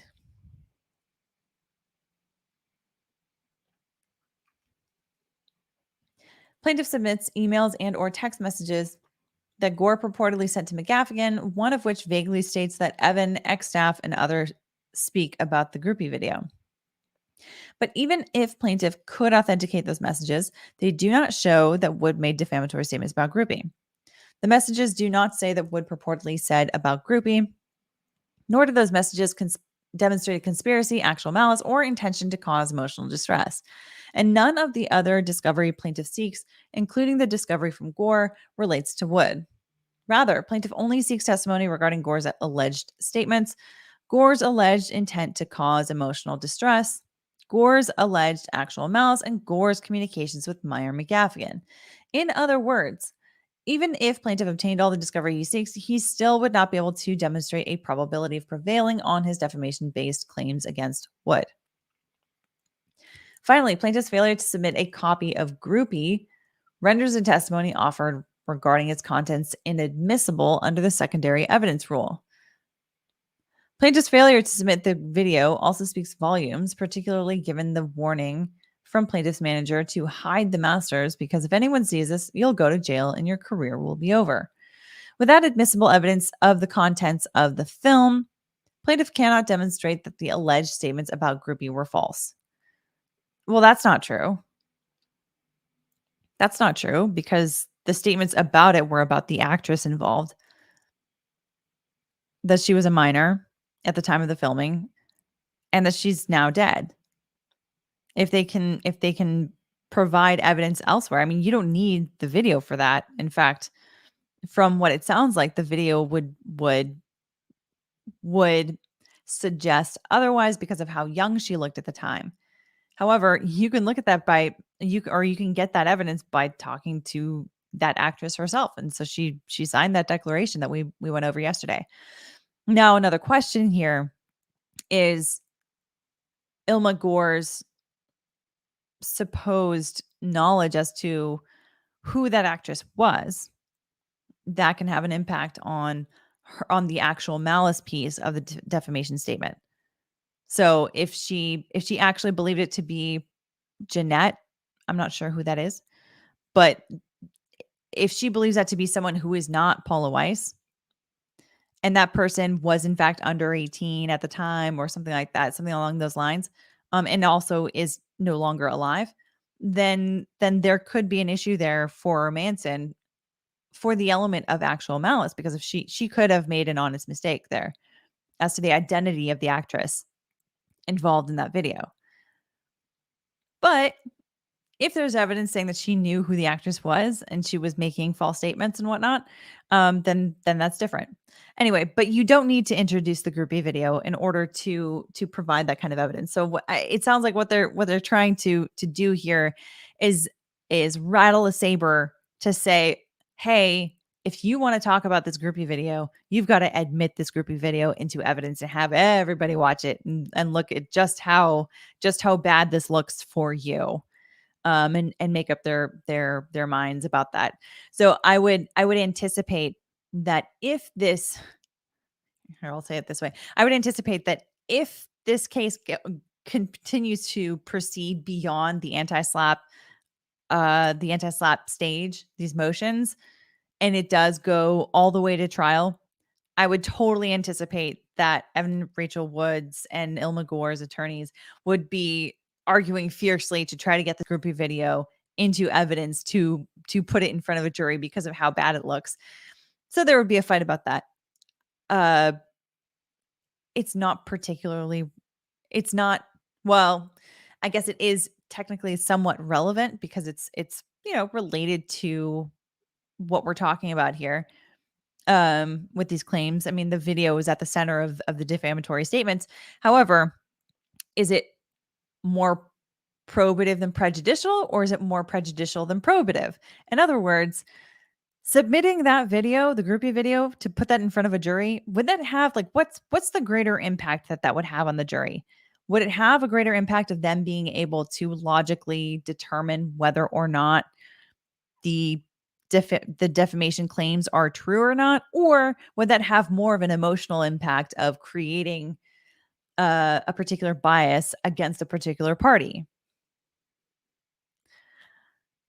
It seems to me, I haven't seen the video, but it does seem to me that probably would be more prejudicial than probative based on the arguments that we've seen and the discussions that are being had about the video and about the defamatory statements.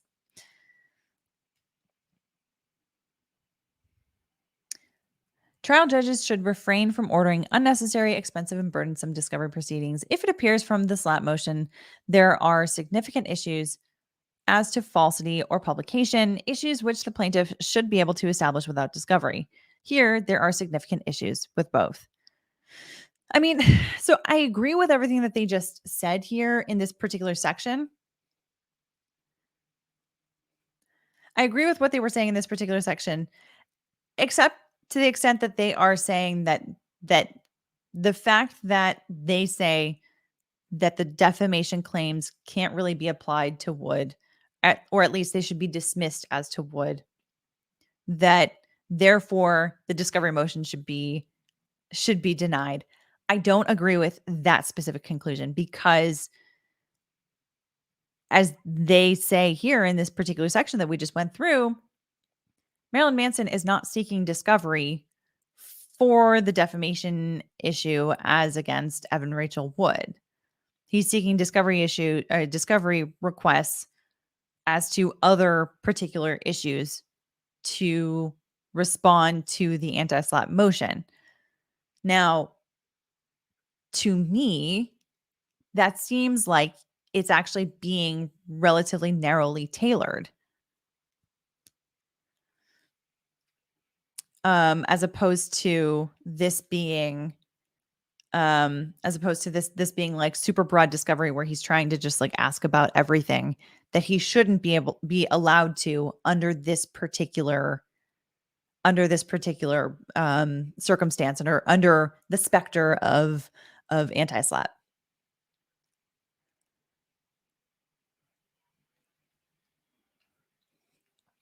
All right, part 4. Ooh, we are almost done here. Wood's motion should be heard without further delay. Because plaintiff has not met his burden to demonstrate good cause for discovery in connection with Wood's motion, her motion should be heard as scheduled. Anti-SLAPP motions are supposed to be heard within 30 days if possible. Wood's motion is currently set to be heard 4.5 months after it was filed. There is no basis for further delay. Conclusion. For these reasons, Wood respectfully requests that the court deny plaintiff's motion and hear Wood's anti-SLAPP motion as scheduled. Wood further requests that if she prevails on her anti-SLAPP motion, she be awarded her attorney's fees incurred in opposing plaintiff's motion. Okay. All right. So that is that. Now let's take a look at the declaration by her attorney. All right. See if there's anything new or interesting in there. Here we go. Okay. Declaration of Sean Hawley in support of defendant Evan Rachel Wood's opposition to plaintiff's motion to conduct discovery pursuant to blah, blah, blah. Okay. I, Sean Hawley, declare as follows. I'm an attorney duly admitted to practice before this court. I am a partner with Kinsella, Weitzman, Iser, Kump, Hawley, LLP. Law firm names can get super ridiculously long and ridiculous. This is an example of that. No offense to any of the attorneys that work at this law firm. I just think it's very funny that like you end up like adding so many names because somebody has made equity partner. You tack on another name to the firm. It's funny. But anyway, with that aside, let's continue. Attorneys of record for defendant Evan Rachel Wood. If called as a witness, I could and would competently testify to all the facts within my personal knowledge, except where stated upon information and belief. In late 2020 and early 2021, I had numerous communications with law enforcement agencies, including the Los Angeles County Sheriff's Department, the Los Angeles County District Attorney's Office, and the FBI regarding their ongoing criminal investigations of Brian Warner. In my role as Miss Wood's attorney, I coordinated with the FBI and the Sheriff's Department for Ms. Wood to provide testimony and other evidence in connection with those investigations.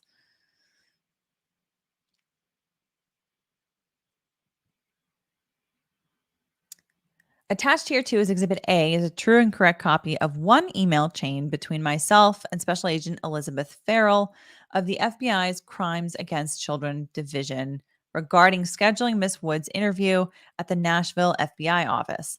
Phone numbers and email addresses have been redacted for privacy reasons. In footnote 17 on page 11, plaintiff's complaint cites to an online Daily Mail article at the following address. Attached here to is Exhibit B is a true and correct copy of the Daily Mail article accessed using that address. Okay, let's first look at Exhibit A here. I'm very curious. Okay. Here is an email from March 25th, 2021 between Elizabeth Farrell and Sean Hawley. And it says, Would 9 a.m. work? As of now, the Nashville FBI office is assisting us with this interview. Los Angeles Sheriff's Department and Los Angeles District Attorney's Office would like to participate virtually. Both use the Microsoft Teams application. I am trying to make travel arrangements to be there. Ideally, if ERW can come to the FBI, we can connect virtually with our counterparts. Please let me know if there are any concerns with this and we can adjust accordingly. Thank you, Special Agent Elizabeth C. Farrell. Okay.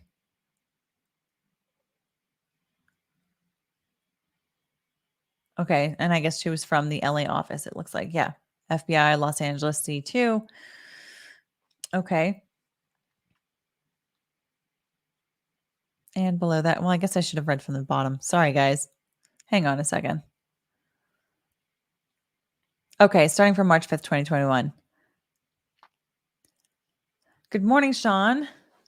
I am still working through scheduling an interview with Evan. Our Nashville office is located blank, Nashville, Tennessee. Can you check with her to see if this location is convenient for her? If not, I can look into other office locations. Thank you, Beth. And then that was March 5th, 2021. Then also on March 5th, Sean Hawley responds, ERW says that location is fine for her. Then Elizabeth Farrell on the same date responds, great, thank you. I will be back in touch. And then on March 16th, Sean Hawley says, hi, Elizabeth, just wondering if you have any update regarding scheduling your interview with ERW. No pressure, of course. I hope all is well. March 17th, 2021, Elizabeth Farrell says, so sorry for the delay. I am working on trying to come out there. Can you check her availability on Friday 4/2?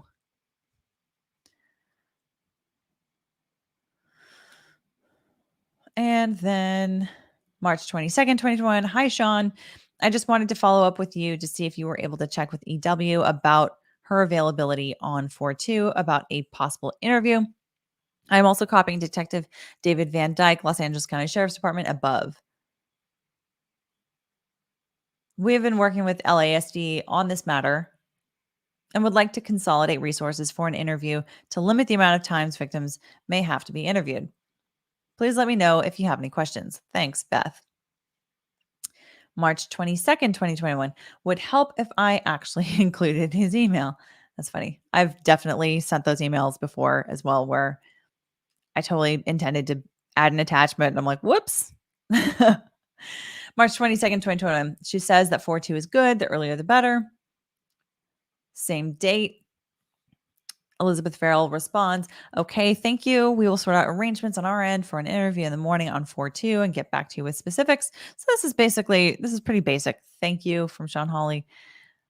Okay. And then up to the would 9 a.m. work. All right. So this does seem to be, I mean, looking at this, I don't see anything that jumps out at me as this conversation potentially being fraudulent. I can see that Elizabeth Farrell's email is, I mean, obviously it's been redacted partially, but it's at fbi.gov. That's legitimate. Same thing with the LA Sheriff's Department. It's interesting that that's .org as opposed to .gov.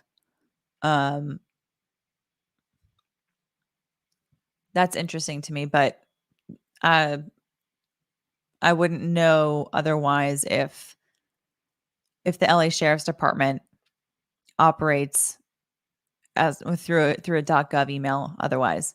Okay. But anyway, and then this being from Sean Hawley's email.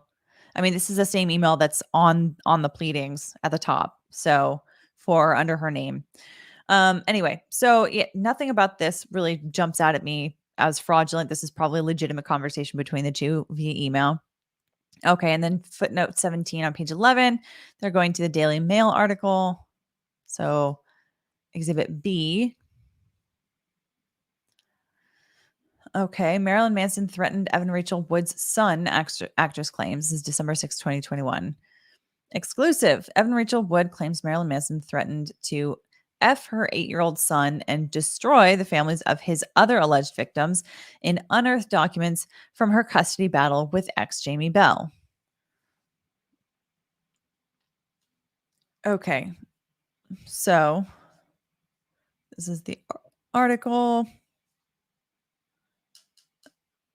Okay, just basically introducing this through there, and there's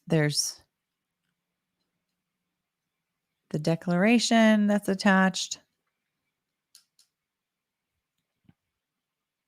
That's part of the actual article here. All right, that's a pretty home. Anyway. Okay. And then that's the end of it. Okay, what is exhibit C here? Going back up to the top. Okay. A certified copy of the federal complaint that Ashley Morgan Smithline filed against Brian Warner and Marilyn Manson Records, Inc. in the United States District Court for the Central District of California is attached as Exhibit 10 to the declaration of Michael J. Kump in support of Ms. Wood's anti-SLAPP motion. I asked my office to pull the current docket from that action. Attached here to is Exhibit C is a true and correct copy of the docket as it appeared on Pacer on August 4th, 2021. Attached here too is Exhibit D are true and correct copies of screenshots of a purported conversation with the Ashley Morgan Smithline Instagram account that the Instagram account statements against Manson posted on Instagram on Friday, July 22nd, 2022. We do not offer Exhibit D as admissible evidence, but rather to emphasize that the document offered by plaintiff as Exhibit A to the declaration of Dominic Phoenix Skaya does not meet the standards required for admissibility because it is unreliable, incomplete, and inadmissible hearsay. I don't see why they needed this exhibit. Okay, well, okay, let's go back down. What does this look like here? Does this look any different from the text messages that we saw yesterday? Okay.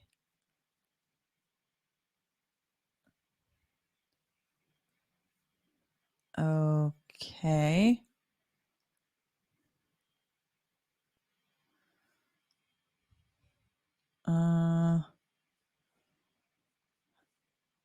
Okay, there's nothing. All right. I don't. Yeah, that doesn't look different at all from the text that we saw yesterday. So the fact that it was posted on Instagram doesn't make it any more or less reliable. Anyway, attached here too is Exhibit E are true and correct copies of examples of some of the allegations and stories that can be found on the internet regarding plaintiffs' abuse of minors, which have been highlighted and or excerpted for ease of review. Okay, so some of the allegations here. Exhibit E. Okay, Marilyn Manson called me a dirty Mexican. Oh, hooer, and made me have sex with his pals while he watched, ex-teen lover claims.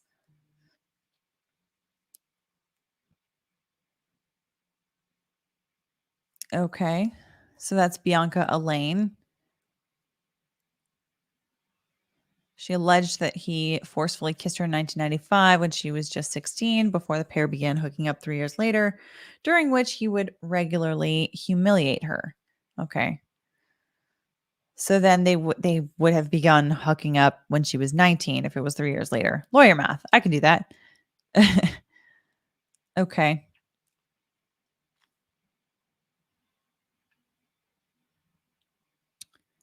She also claimed she saw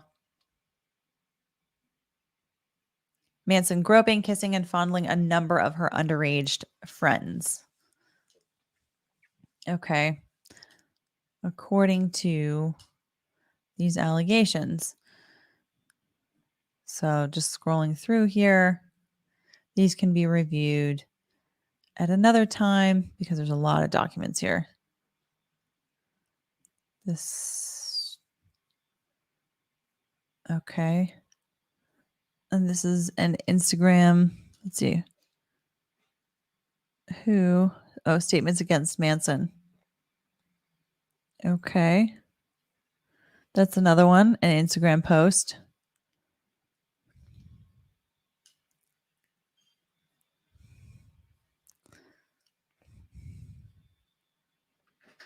Okay. I'm going to just scroll through these because this is a lot of Courtney Love. Why is there a Wikipedia page about Courtney Love?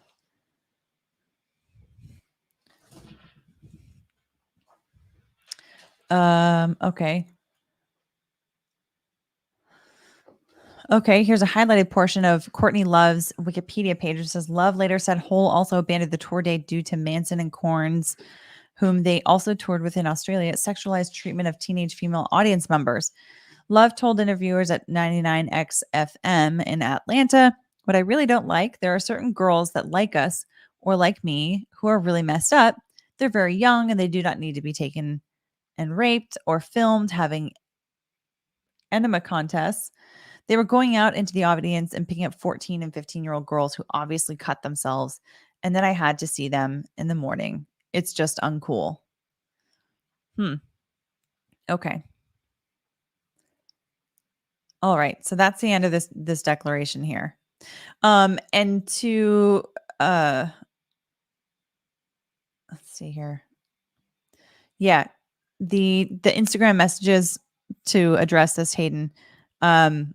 Yeah, so there were some slight differences, but basically what I was looking for is whether there were differences between what they were showing in this declaration and what they were showing in yesterday's declaration.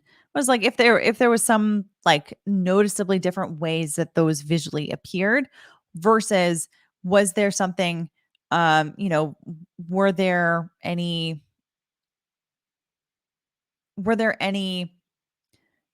texts that are different, like this is showing a different part of the conversation, which yeah, it looks like there are different statements that were made back and forth in what was provided here. So to me, I mean, I guess that's a reason to include them, um but there was nothing about those text messages that like really alerted me to say these look particularly suspicious just because they were posted on Instagram, if that makes sense. Okay. Next up is Ashley Gore's opposition to the motion to conduct limited discovery. But before I do that, let me go through some super chats and some questions here. Okay. Julie Ann Nielsen, thanks for the super chat, says letter is first more serious than the other federal. I'm not sure exactly what you mean by that. Misty, thanks for the super chat, says, will family court investigate the fake letter? Can X do anything? So that was from 2020. I'm not sure what the statute of limitations would be. I haven't done family law personally, so I don't know exactly what kinds of remedies Jamie Bell could potentially seek.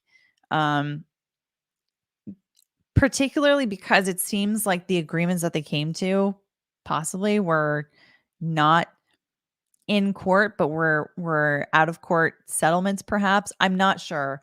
I don't know exactly. So I would basically conclude that my answer to you is I don't know enough about what happened in this particular case or about the rules of family law in California to really be able to give you a good answer at this point in time. I could possibly look it up. I'm curious about getting into the custody case as well, just because it seems to be connected to this one. But yeah, Julie Ann Nielsen says, question, why is ERW not fired by Disney or canceled? JD was. Well, she's in a different position than Johnny Depp was, right? With the allegations that came out against him. It seems like what has been argued here is that Marilyn Manson is the one that got canceled, and he says that it was improperly so. So, I mean, I think that her canceling would potentially come through this particular litigation. Toshiro says, Legalbytes, does Marilyn Manson have to prove that the FBI letter was used in recruitment to pass anti-SLAPP, or can it be affirmed / debunked later in trial if the trial goes forward? So he doesn't have to, at this stage, prove that the FBI letter was used in recruitment. He has to show that there is evidence that he could potentially make that showing. In other words, it's the standard is that he has a probability of proving that element of that claim. So that's why the Skya declaration is very helpful, in my opinion, for this particular case, because the FBI letter being used in recruitment is what warrants the FBI letter being coming up in this litigation in the first place. So yeah. And then, I think you asked the same question, just slightly different. Yeah. Okay, same answer. All right. Uncivil Law says, hit that subscribe button, the beautiful people. Thank you. Thanks for the super chat, Kurt, and thanks for encouraging people to subscribe. And Sad A says, thank you for covering this case. Well, thank you so much for the super chat. I really, really do appreciate it. Okay. All right. Let's go through this one here. All right. There might be some similar arguments here. Let's see. Part 1, introduction. And now this is, as a reminder, this is Illma Gore's opposition to the motion to conduct limited discovery. Plaintiff Ryan Warner's motion for limited discovery effectively concedes that he filed this action without a sufficient factual basis to establish the even minimal level of legal sufficiency and triability necessary to defeat defendant Illma Gore's and defendant Evan Rachel Wood's anti-SLAPP motions. Far from seeking limited discovery, plaintiff seeks depositions of 5 different witnesses, 3 of which appear to be out of state for purposes irrelevant to the issues raised in either defendant's motion. Plaintiff's continued harassment of defendant Gore for her involvement in the Phoenix Rising documentary must not be tolerated. So right off the bat, this sounds like almost word for word the same as Evan Rachel Wood's opposition, which is fine. I would expect them to be relatively similar. Permitting the requested discovery would undermine the very purpose of California's anti-SLAPP statute to force plaintiff to establish the merits of claims arising from protected conduct before allowing plaintiff to harass defendants and third parties with costly discovery. A plaintiff can only obtain specific discovery if there is a compelling need for that specific evidence and if the discovery requests are narrowly targeted to obtain that necessary evidence. Moreover, plaintiff must show he can succeed on every other element of his claims before he is entitled to obtain discovery on issues like malice or intent, which plaintiff contends is exclusively within defendant's possession. Plaintiff cannot meet this burden. So yeah, so far, sounding very, very similar.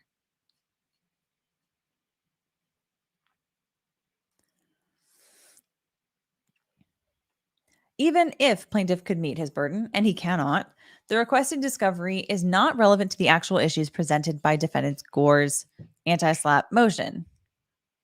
Defendant Gore's motion attacks plaintiff's intentional infliction of emotional distress claim based on her communications with his accusers and alleged statements concerning Groupie and defamation claim concerning Groupie. The motion explains that Warner cannot establish essential elements of these claims because, 1, the alleged statements concerning Groupie mirror public statements by Warner and his manager concerning the film and therefore cannot be outrageous conduct, and 2, The alleged communications with other Warner's accusers inviting them to participate in meetings cannot constitute outrageous conduct. The requested discovery is not relevant to these issues, nor would it cure these deficiencies.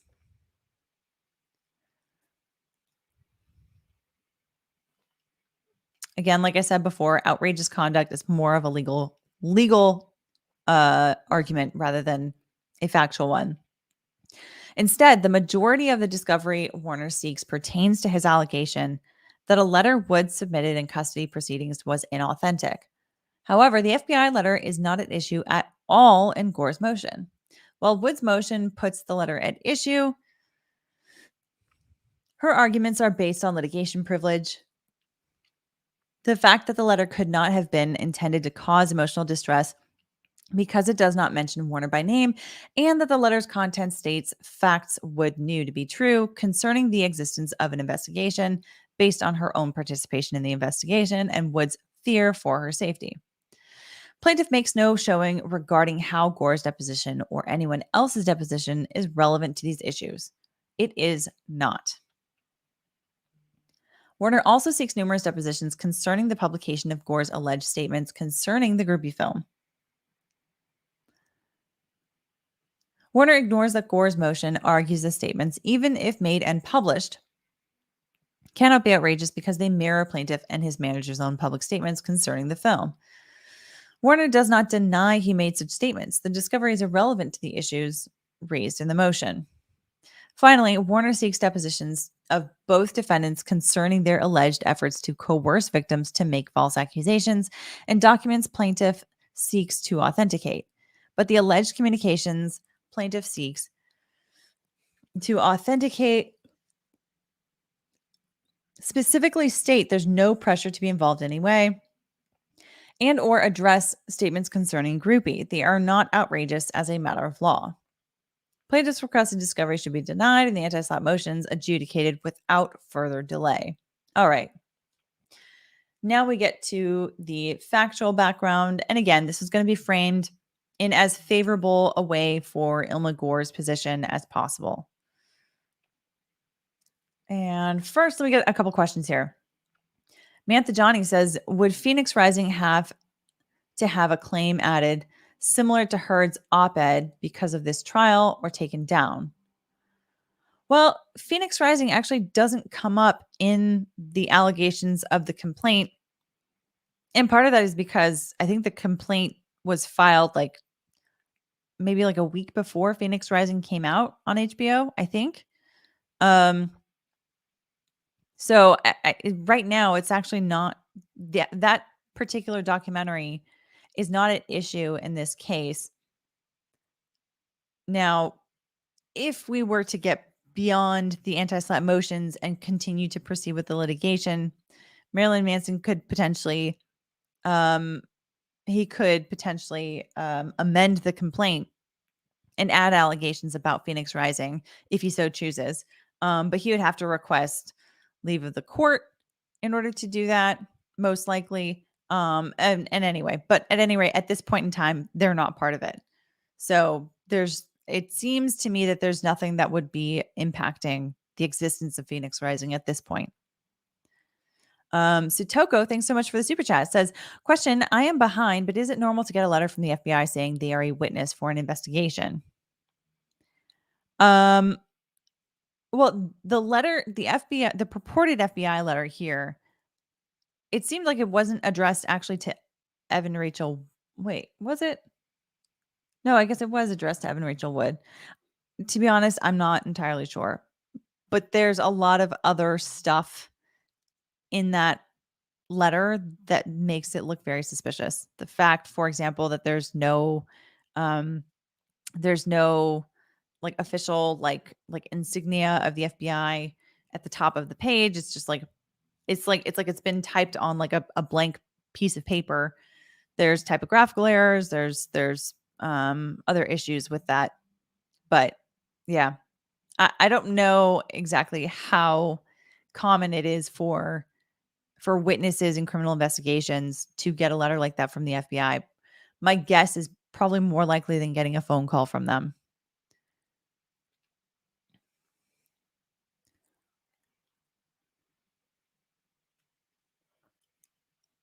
And then here's also a question from Red Haired Lucy says, question, isn't California a state with one of the strongest anti-SLAPP? Yes, that is true. Did Marilyn Manson have no other choice of venue for this? Yes, also true. Because all of the parties, well,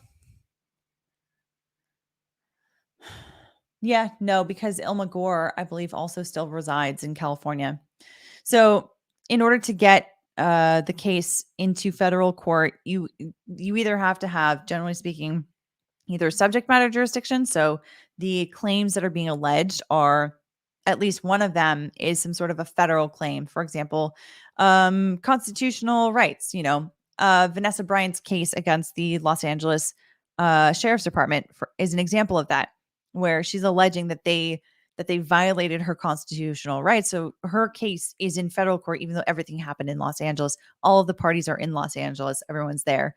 Now, otherwise, if you don't have subject matter jurisdiction, because what we're dealing with here in the Manson case are IIED, defamation, and other causes of action that are under California law. So there's nothing here that's under federal law. Another way to get there is through diversity jurisdiction, where all of the plaintiffs are not in the same state as all of the defendants. So Evan Rachel Wood apparently resides in Tennessee. However, Illma Gore, I think, resides in California, which would mean that Illma Gore's presence in the lawsuit would technically destroy diversity, is the way that people would describe that. Basically saying that there are people in California on both sides of the ledger here, right? On the plaintiff side and on the defense side. So therefore, there's really no way of this getting into federal court. And anyway, the statements that were made were allegedly made, I think, in Los Angeles, I think, during these meetings and whatnot. I don't know, possibly. So anyway, but yeah, basically, I'm pretty sure that he had to bring this in California state court. Okay. Factual background. Part A. Warner filed his complaint 2 weeks before the documentary Phoenix Rising aired on HBO. The HBO documentary film Phoenix Rising chronicles Wood and Gore's work to extend the statute of limitations for abuse victims, Wood's allegations of abuse against Warner, and Wood and Gore's communications with other women who have publicly accused Warner of abuse.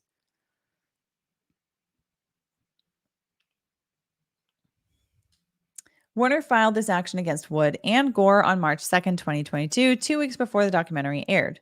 Part B. Defendants Wood and Gore filed anti-SLAPP motions. Defendant Wood and Gore each filed anti-SLAPP motions. Defendant Gore's anti-SLAPP motion challenges the complaint's intentional infliction of emotional distress, IIED, and defamation per se claims as they pertain to the groupie film and defendants' alleged recruiting, coordinating, and pressuring multiple women to make false accusations against Warner and to be part of their film project. Defendant Wood's anti-SLAPP motion challenges the same allegations as well as the IIED allegations based on the FBI letter.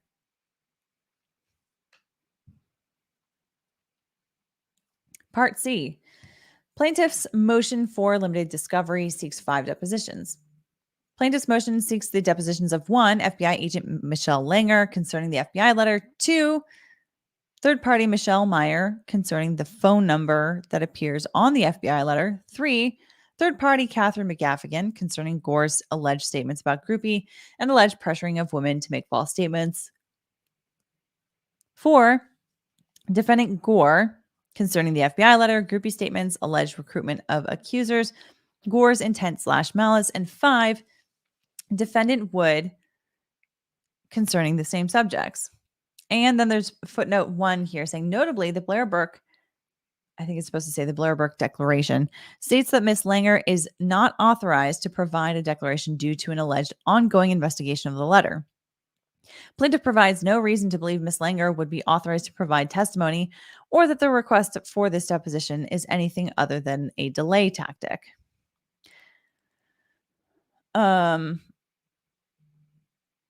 Okay. I mean, I don't know. I disagree. I think that the point in the motion or in Blair Burke's declaration that we went over yesterday, having to do with Michelle Langer not wanting to give a declaration, it seemed fairly reasonable to me. Part 3. Plaintiff's motion for discovery should be denied. And before we get into that, Lucky, thanks so much for gifting 10 more Legalbytes memberships. That is so kind of you and so generous of you. So with that, Diane Thompson, Dixie Kong, the GSD, Krista J, John J 316 UK, Kelly Clancy, Serene Indeed, Baby Meatball, Janine Van Neekirk, Ashley Biwat, and Mantha Johnny. Oh, Mantha Johnny's already a member, but to all the others, welcome to Bike Club. Oh, and also Kit Kat. Kit Kat was also gifted a membership. Awesome. So kind of you, so generous of you, Lucky. Very, very thankful to have you in here and in the chat and being so generous to everybody else. So and to all the others, welcome to Bike Club. All right. Part A, plaintiff misstates the high burden necessary to secure discovery. The purpose of California's anti-SLAPP statute is to shield defendants from having to defend against meritless claims or to incur the burden or expense of discovery unless the plaintiff can demonstrate that they are likely to succeed on their claims. And then it cites to Brits v. Superior Court and also Paterno v. Superior Court, saying, which says discussing the purpose of California's anti-SLAPP statute. Okay. The California legislature specifically designed the anti-SLAPP procedure to force plaintiffs to obtain evidentiary support for their claims even before bringing their claims and to demonstrate the merits of their claims based on admissible evidence without the aid of any discovery. For this reason, California's anti-SLAPP statute imposes an automatic stay of all discovery upon the filing of an anti-SLAPP motion, and the stay remains in place until after the notice of entry of the court's order ruling on the motion. The court has discretion to permit specified discovery only if the plaintiff brings a timely notice motion that establishes good cause for the court to deviate from the statutorily imposed stay. I mean, all of that so far looks true, looks correct. To establish good cause, plaintiff must show, 1, that the discovery is necessary for plaintiff to meet his burden of proving the likelihood of success on the merits of his claims, 2, that he could not have obtained the discovery from any other source or through informal discovery, 3, the plaintiff can succeed on every other element of his claims other than the elements for which he seeks discovery, and 4, the requested, or D, it's supposed to say 4. Whoopsies. The requested discovery is narrowly tailored to the specific evidence plaintiffs need to show they can succeed on the merits of their claims. Plaintiff relies on Garment Workers and Schroeder v. Irvine City Council, but both cases undermine plaintiff's motion and support denial of the requested discovery. And then it cites to Garment Workers, concluding that trial court abuses discretion in permitting discovery. And then it cites to Schroeder, which says holding trial court properly denied discovery. So again, using the legal authority that was cited by the motion to say, no, this actually undermines it. Useful strategy. Happens all the time in litigation. Nor does the dicta in Lafayette Morehouse Inc. v. Chronicle Publishing Company support plaintiff's position. No request for discovery was made or ruled on in Lafayette, and courts have repeatedly rejected reliance on that dicta for the proposition that trial courts should liberally allow pre-SLAPP discovery in defamation cases, particularly given that the decision predates the 1997 amendment requiring a broad interpretation of Section 425.16. So basically, their argument right now so far is there's law that they cited to, case law that they cited to, which kind of becomes overruled by an amendment to this anti-SLAPP law that created a new interpretation, a strengthening of the anti-SLAPP law, if you will. And so therefore, the case law that Manson cited to really is not that supportive because it's basically been overruled. The recent decision in Sanchez v. Bezos confirms that whereas here plaintiff fails to offer any admissible evidence to support a necessary element of his claims and submits only inadmissible hearsay, discovery should be denied and the anti-SLAPP motion granted. And then, okay, that cites to Sanchez v. Bezos, affirming denial of motion to lift the discovery stay and granting of anti-SLAPP, finding that plaintiff's declaration in support of the motion did not make a prima facie showing of an element of a necessary element. Okay, I think that's just a typo of plaintiff's defamation claim because it constituted inadmissible hearsay. Okay. B, plaintiff has not established good cause for the requested discovery. Subpart 1. Plaintiff has not established good cause to obtain discovery concerning the film Groupie. Plaintiff alleges that he requires discovery concerning the Groupie film to establish publication of Gore's alleged statements, Gore's state of mind/intent, Gore's alleged malice, and Gore Wood's alleged conspiracy. He claims the depositions of third parties Michelle Meyer and Catherine McGaffigan are necessary to prove publication of Gore's alleged statements concerning the film, and that Gore's deposition is necessary to prove statement of mind, malice, and publication. None of these issues are relevant to the issues actually raised in Gore's or Wood's anti-SLAPP motion, and therefore the discovery must be denied.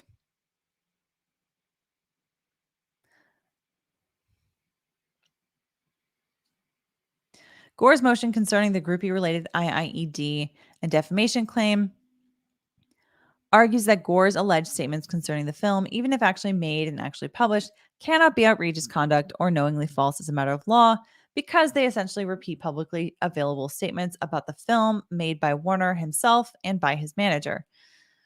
I don't think that's exactly correct, though. Having read those statements, there's a different interpretation to those that they were speaking in hyperbole, especially if you understand Marilyn Manson's brand, his penchant for hyperbole, his penchant for saying things just to try to get a rise out of people. That's his brand as a shock rocker, right? I'm not terribly familiar with all of his work, but I do know that much about Marilyn Manson.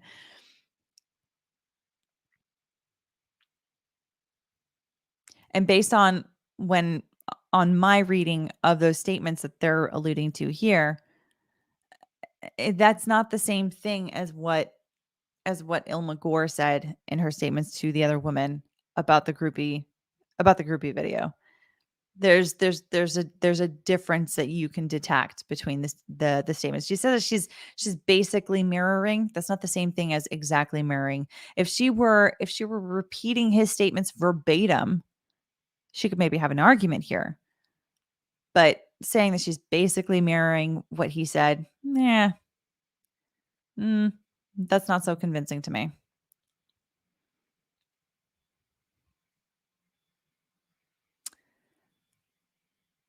All right.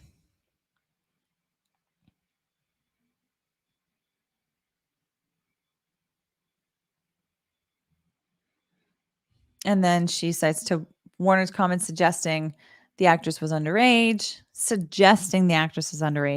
But then he also affirmatively says in that interview, no, she was not underage. So no, this is a little bit of a mischaracterization of that interview, in my opinion.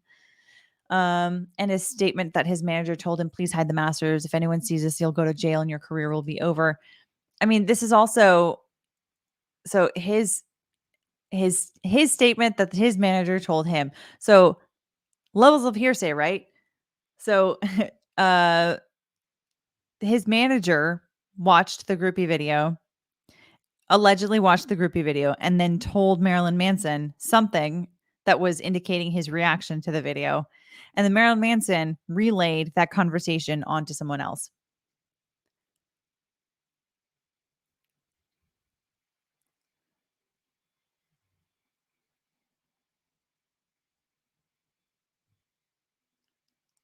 Okay. I mean, that doesn't necessarily, I mean, there's multiple levels of hearsay on this. Anyway, Okay, indeed, Warner's declaration in support of the discovery motion does not dispute his publicly made statements concerning the film, nor can he. It is therefore irrelevant whether Gore actually made the statements or published them because they are not actionable.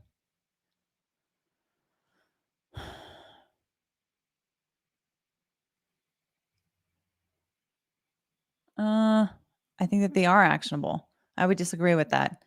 Because Warner cannot establish essential elements of his IIED and defamation claims pertaining to Groupie, no discovery should be permitted on this subject matter.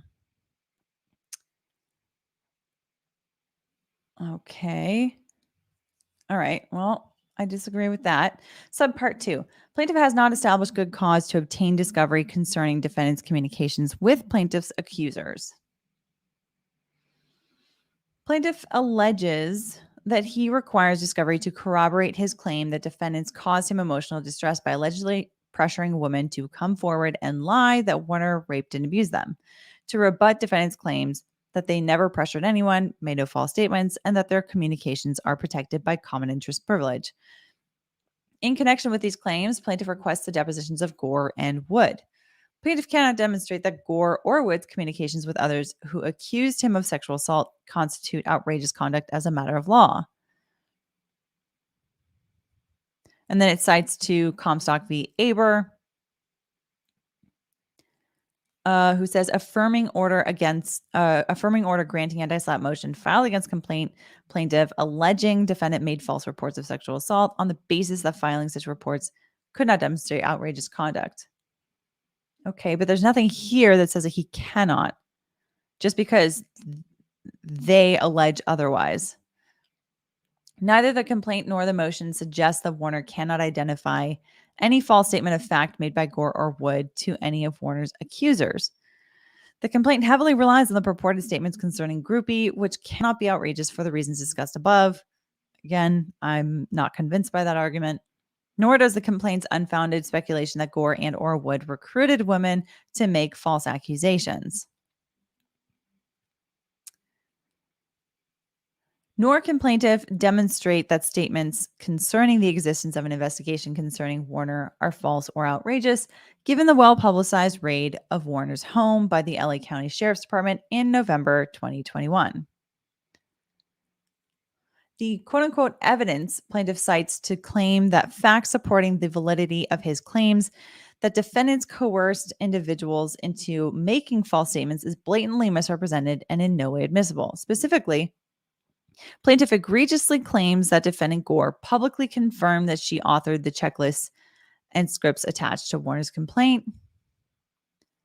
In support of this statement, plaintiff cites a tweet by defendant Gore in which Gore writes, "These recent claims about me are horrible distortions of reality." Plaintiff's other purported support for this patently false claim is the declaration of Gore's sister, Brighton Gore, in which she claims that an iPad she accessed without defendant Gore's knowledge or permission contains the checklist documents referenced in the complaint. Nowhere in the declaration does Brighton Gore provide any support for the speculation that such documents were checklists and scripts provided to accusers. The declaration of Esme's blog does not in any way confirm that Gore pressured her to join a victims group put on by Gore and Wood. Instead, the declaration disputes statements that non-party Ashley Walters, Manson's former assistant, made concerning an encounter between Balog and Manson, and attaches 2 emails from Gore inviting Balog to listen to a Zoom/Skype meeting. The emails on their face do not reflect any form of pressure or actionable statements, nor does Balog claim to have had any other interactions with Gore or Wood. None of the exhibits to the Kump declaration even mention, much less confirm, that Gore or Wood tainted them or unlocked their memories. The Jane Doe complaint attached as Exhibit 9 to the Kump declaration alleges that an employee at plaintiff's management company texted her on February 1st, 2021 about a story involving multiple women accusing Marilyn Manson of sexual assault, and that reviewing the news coverage led her to remember the abuse.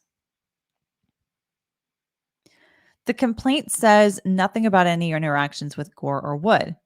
Similarly, the Ashley Walters complaint, attached as Exhibit 7 to the Cook Declaration, does not mention Gore at all, much less support plaintiff's baseless speculation that Gore or Wood tainted Miss Walters.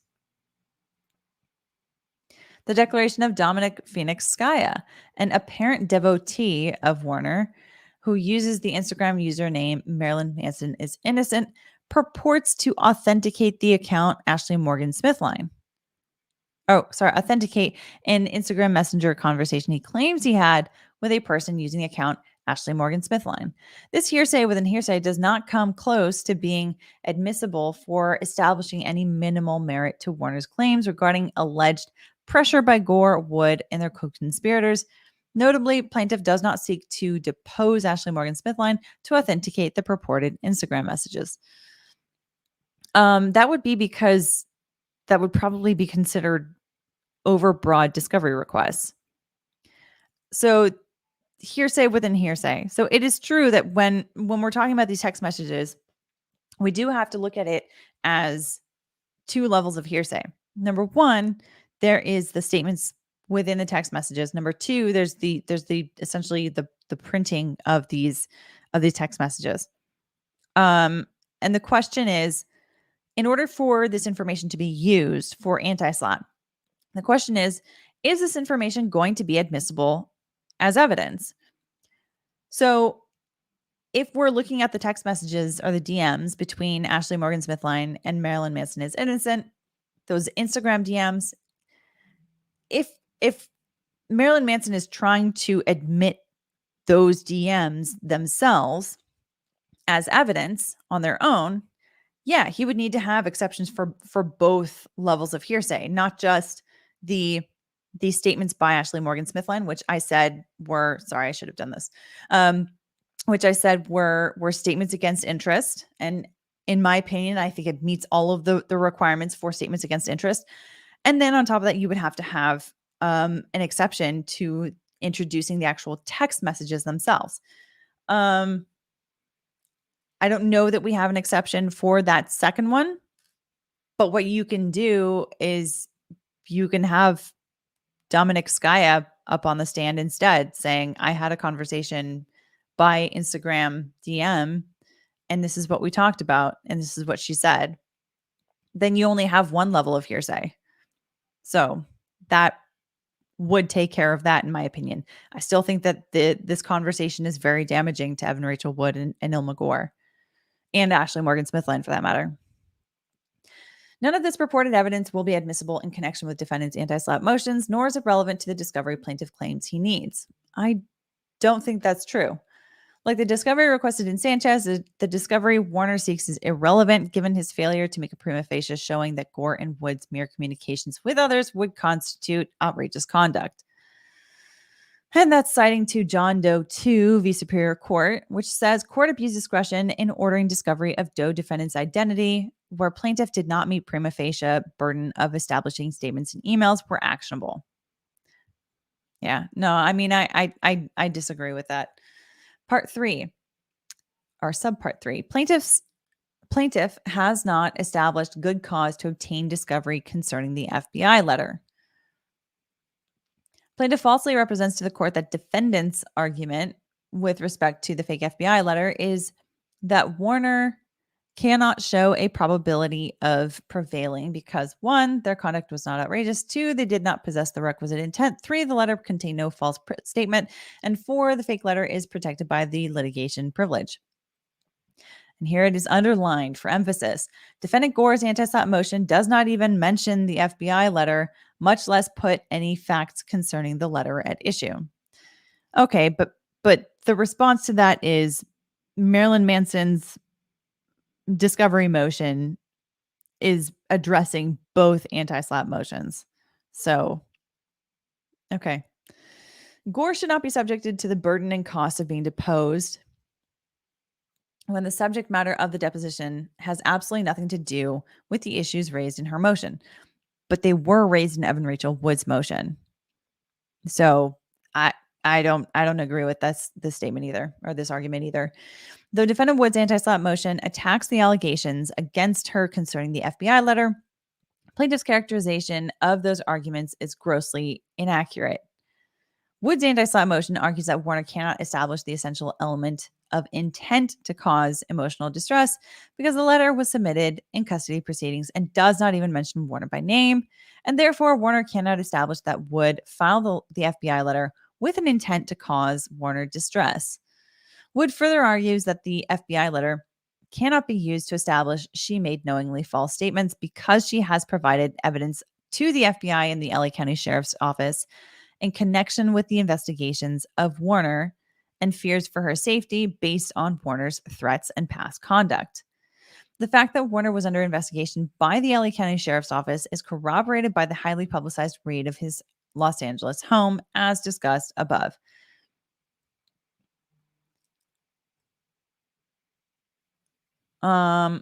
Okay, but this paragraph seems to suggest that Warner's discovery motion has to be addressing every single argument by Wood and Gore in their anti-SLAPP motions. Just because there are arguments that Wood and Gore made in their anti-SLAPP motions that aren't addressed in the discovery motion doesn't mean that Warner is not going to be able to provide evidence for those arguments. So I'm not convinced by these arguments either. Plaintiff makes no showing that Gore's deposition or anyone else's deposition is relevant to these arguments, which are based on the contents of the letter itself. Plaintiff's requested discovery concerning the FBI letter should be denied.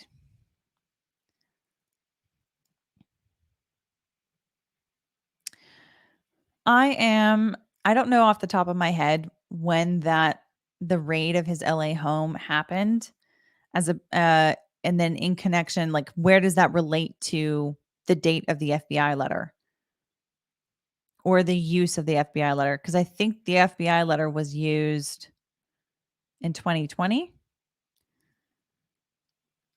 So if they're claiming that these other interviews and whatnot were after, I don't know, maybe not, maybe that's not so relevant. I'll have to sit and think about this one, but I'm curious to look at the particular timeline again. Part 4, plaintiff's requested discovery is extremely overbroad. Even if plaintiff could show good cause to obtain discovery, he cannot. Plaintiff's discovery request must be narrowly tailored to obtain the facts that he actually needs to oppose defendant's anti-SLAPP motions. As discussed above, plaintiffs requested depositions of 3 non-parties, and the 2 defendants seek information not relevant to the issues raised by defendant's anti-SLAPP motions and is vastly overbroad and unduly burdensome. Granting plaintiff this extensive discovery would subvert the intent of the anti-SLAPP legislation. This court should deny plaintiff's overbroad discovery demands. Conclusion: for the reasons discussed, plaintiff's motion should be denied. This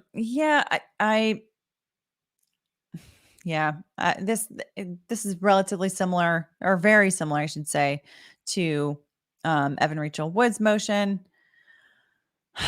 And it doesn't really cover any arguments that are particularly different from Evan Rachel Wood's. So I'll reserve further comments so that I don't have to repeat myself over and over and over again. Okay, last document here. So now we've got a request for judicial notice in support of Ashley Gore's, aka Illma Gore's, opposition to the motion. Okay. All right. Okay. Pursuant to California Evidence Code sections 452D1 and 453, defendant Ashley Gore respectfully requests that the court take judicial notice of the following in connection with defendant's opposition to plaintiff's motion to conduct limited discovery pursuant to Code of Civil Procedure section 425.16G and request for continuance of defendant's motion to strike to permit such limited discovery. Paragraph 1. The June 2nd, 2022 order of the Superior Court of California, County of Santa Cruz, in the matter of Brighton Gore versus Ashley Gore, denying Brighton Gore's request for a restraining order, a true and correct copy of which is attached here too as Exhibit A. The declaration of Breonna Alexander filed in Gore v. Gore on May 27, 2022, a true and correct copy of which is attached here too as Exhibit B. Respondents' witness declarations filed in Gore v. Gore on May 27, 2022, a true and correct copy of which is attached here too as Exhibit C. Exhibits A through C are all court records subject to judicial notice pursuant to California Evidence Code sections 452D and 453. The records are relevant to assess the credibility of Brighton Gore, a witness whose declaration plaintiff submits to the court in connection with his motion. In accordance with California Evidence Code Section 453, plaintiffs have provided sufficient notice to the adverse parties to enable the parties to meet the request and has provided the courts with sufficient information to enable it to make judicial notice of the attached records. Accordingly, defendant respectfully requests that the court take judicial notice of the records attached here too. All right, so here's Exhibit A. This is a minute order from the court. Okay, where the court found that there was insufficient evidence to support issuance of a restraining order. Okay. So it looks like one of the parties had gotten a temporary restraining order against the other, and that the permanent restraining order was denied after a hearing. And the petitioner here was Brighton Gore. So it looks like Brighton was trying to get a permanent restraining order against Ashley Illma Gore. Okay. Exhibit B, declaration of Breonna Alexander. So this was a declaration that was filed in that particular case. And then Exhibit C, respondents' witness declarations. So in other words, that was Illma Gore's witness declarations.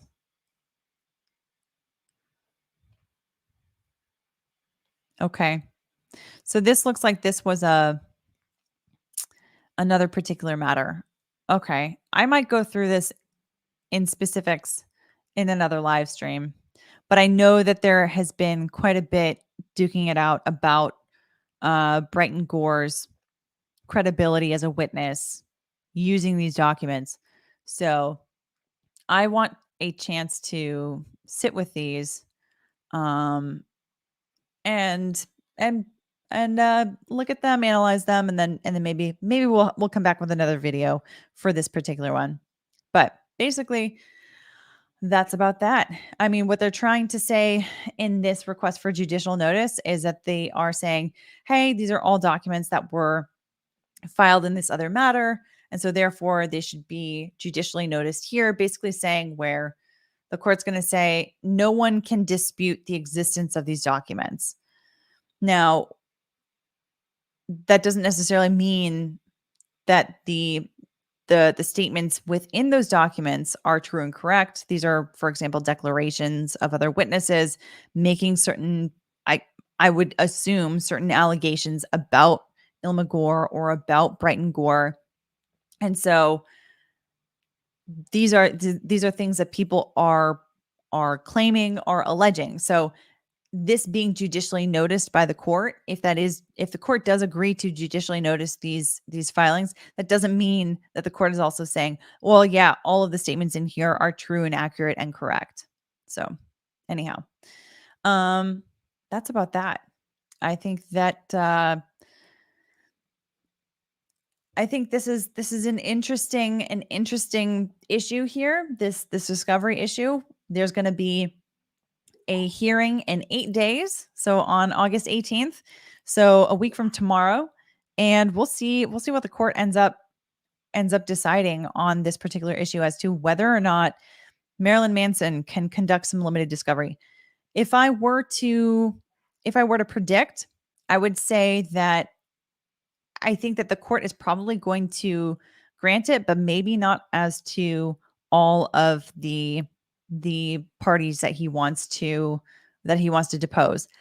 I don't know if I'm fully convinced about what he was arguing about wanting to depose Evan Rachel Wood and Illma Gore. However, these other third-party witnesses, it seems like there's information there that is highly relevant for this case and that would go pretty materially to these claims here. So yeah, so this particular, and they're I'm also going to be keeping an eye out also for a potential reply to be filed by Brian Warner as well. So oftentimes what happens when you have a motion that's filed, the other side files in opposition within a certain amount of time, and then usually like 5 days later is like the deadline to file the moving party's reply to the opposition. So if there is anything coming about from there out of the docket, I'm going to keep my eye out for it, and I'll be analyzing those as well. But for now, let me get this last super chat here. Laura Cox, thanks so much for your super chat. Says, thank you, Alita, for covering this. I also wanted to give the chat a shout out as well. You guys are awesome. Yes. Thank you. Thank you for the super chat, Laura Cox. And also thank you to everybody in the chat. Thank you to all of the mods who have been so wonderful in marshaling good conversation. Even when we have disagreement, we can have disagreement, but just keeping it respectful is what is always going to be best, because at the end of the day, what we are all about here is looking at the facts, looking at the law, putting them together, and trying to come down to the truth of whatever case we are talking about, whatever case we are looking at. So for me personally, my basic prediction is I think that there's going to be a partial win for Marilyn Manson here. Most likely he gets to do some discovery, but maybe not all. We'll see. And maybe I'm completely wrong. It's happened before. It can happen again. But otherwise, what do you guys think? Let me know in the chat or in the comments down below if you are watching this on replay, what you think about whether or not and the arguments here were convincing. And with that, I will see you guys